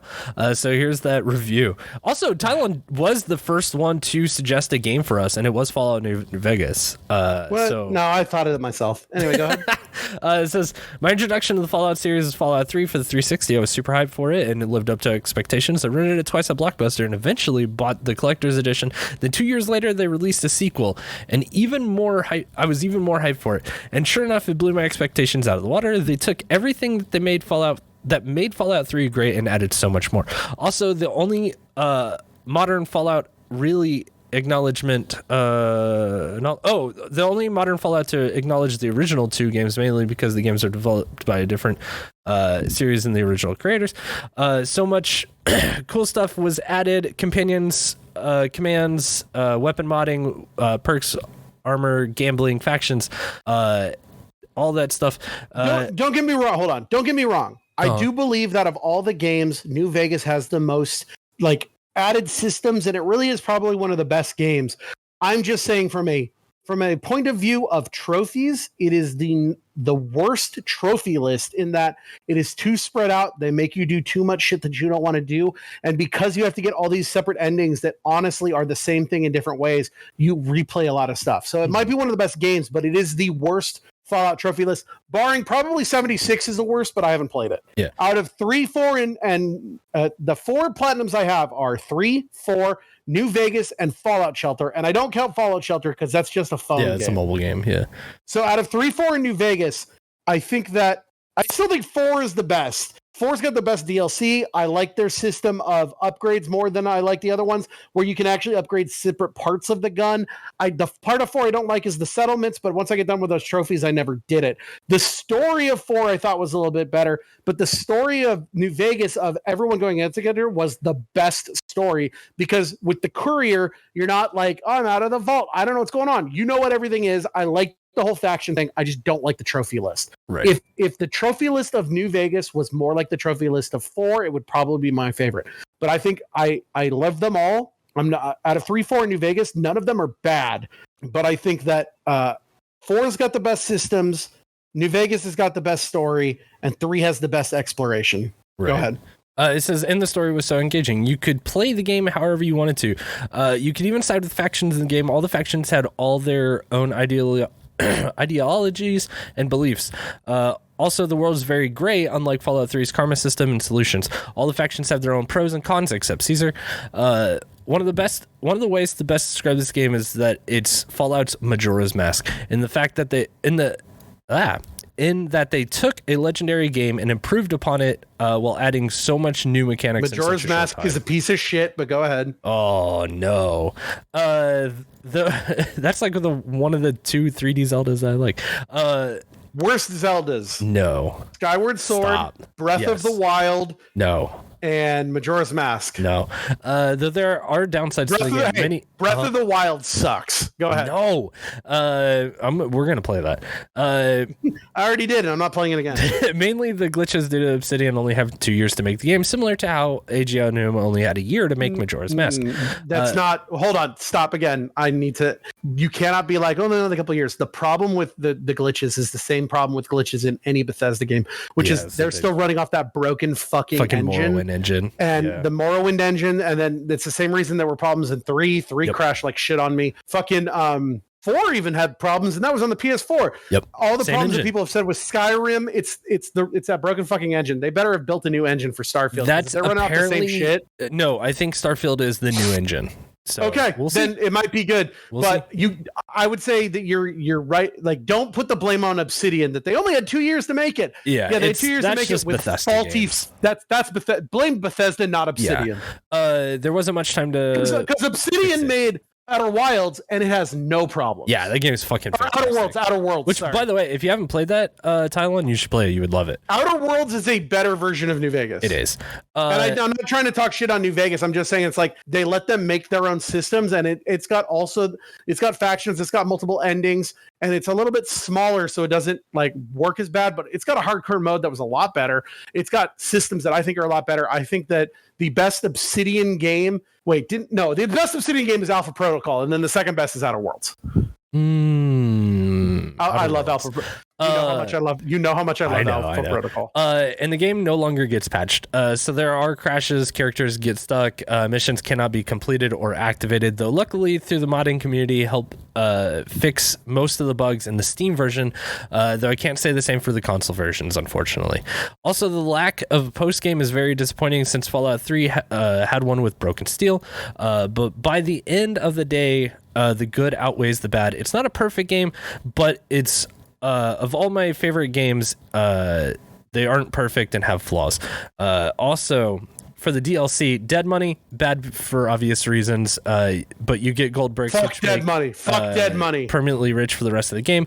Honest Hearts, mid. Only reason I play it is because Joshua Graham is one of the best characters in gaming history. Good DLC if you like farming. That's the burn man. Joshua Graham is this guy who worked for Caesar and then he failed, so they put him on a fucking cross and burned him, and then he puts a bunch of bandages on and becomes this weird Mormon who's always talking about the wrath of the. He's like trying to be like that fire and brimstone preacher. Is like, thou shalt know the wrath of the Lord, and he just starts shooting savages. And then it was okay. Like I said, it was really weird. Continue. What's he think of Old World Blues? Old World Blues, best DLC ever made. You become a cyborg, get best base of operations with the funniest applications. Hold on, Dr. Ventura in the game. Absolutely, not even to make this a DLC the GOAT. There we go. Not even the best Fallout DLC. The best Fallout DLC is Nuka World from PS4, from Fallout 4, where you get to go to a raided out post-apoc fucking Disneyland. Or more like an Anheuser-Busch Gardens. I've never been to one, but it's all based on a soda. Yeah. So look, fucking Old World Blues was funny, but it's nowhere near the best DLC of all time. Not even the best Fallout DLC. The best DLC. Oh, excuse me. The best DLC of all time is a great question that you and I will think about. And next episode, I want to open up with that question. Lonesome Road. Love the gameplay. Don't love the plot. Ulysses is boring to listen to. His motives are bland, confusing, not a good payoff to the game. Hyping this character since the base game. Other than that, a good DLC to end all the DLCs on. Gunrunners, Arsenal / Career Stash. Great add-on. Love the weapons. Love the perks. Great way to enhance gaming experience. Also nice of Bethesda to give it to all the players who pre-order the game from the start. I give the game a Super Saiyan Platinum. Thank you. Not a thing. Thank you both so much for creating an amazing podcast. Listening to you both while working all day really does turn the most busy / strenuous days into a good one. Hope you all succeed in everything in life and can't wait to hear what year 2 brings, Tylon. P.S. Dr. Ryan, if you still need a partner for Fallout 76, I can get a PS4 copy and help you get the platinum.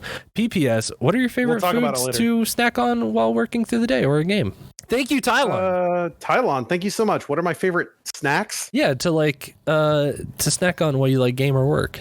Nuts. I like cashews, maybe a couple almonds. Ooh. And a little cashews. bit. I do like a Baby Bell cheese. I could see those little mozzarella cheeses. Yo, fucking sign me up for roasted garlic, delicious Triscuit crackers. Roasted garlic, delicious Triscuit crackers. Those are good. Also, just a banana. Hey, Bananas this episode has gone very long. It is. It's our longest episode probably. It's 3.5 hours right now. Are you enjoying it? Shit. We're at the end of it. Yeah, we're at the end. Got there. Let's announce what we got to do. I actually got shit I got to go do. So next episode is the beginning of August, around the time of Evo. That's right. We're doing another theme episode. It's the fighting games special. We're going to talk about our favorite fighting games. Chris will probably talk about their favorite fighting games. I'm going to talk about my favorite fighting platinums. And we're going to try. I want this All-Star Brawl fucking platinum before we get to the next episode. Yeah, just maybe we'll do some Jump Force. Yeah. But let's go. Fuck it. We'll go. And we're going right now because I got to go. So This has been a really long 1 hour. Thank you not 1 hour. 1 hour. This has been 1 hour episode. This has been 1 year of this podcast. How you like it so far? It's not over yet. Thank you so much for doing the show with me. And thank you everyone who's been listening. Seriously, you guys make my days better whenever I'm down. So please keep listening. Please keep sharing. We're still trying to grow the episode. I think this year we need to push for like 500 Twitter followers. That's the goal.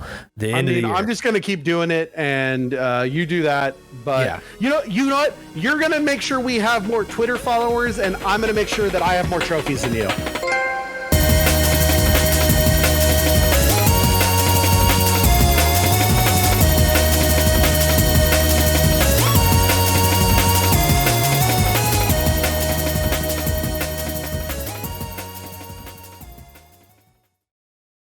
Hey, thank you so much for listening to our podcast. If you'd like to send us questions, gaming memories, comments, or if you just want to know when the next episode is going to drop, then you can follow us on Twitter at MoreTrophiesPod. That's MoreTrophiesPod. That's More Trophies Pod.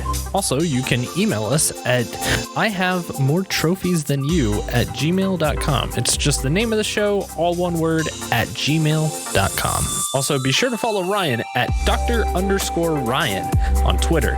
You can also keep up to date with his Monday night Twitch streams office hours at twitch.tv/Dr._Ryan. That's Dr._RYAN.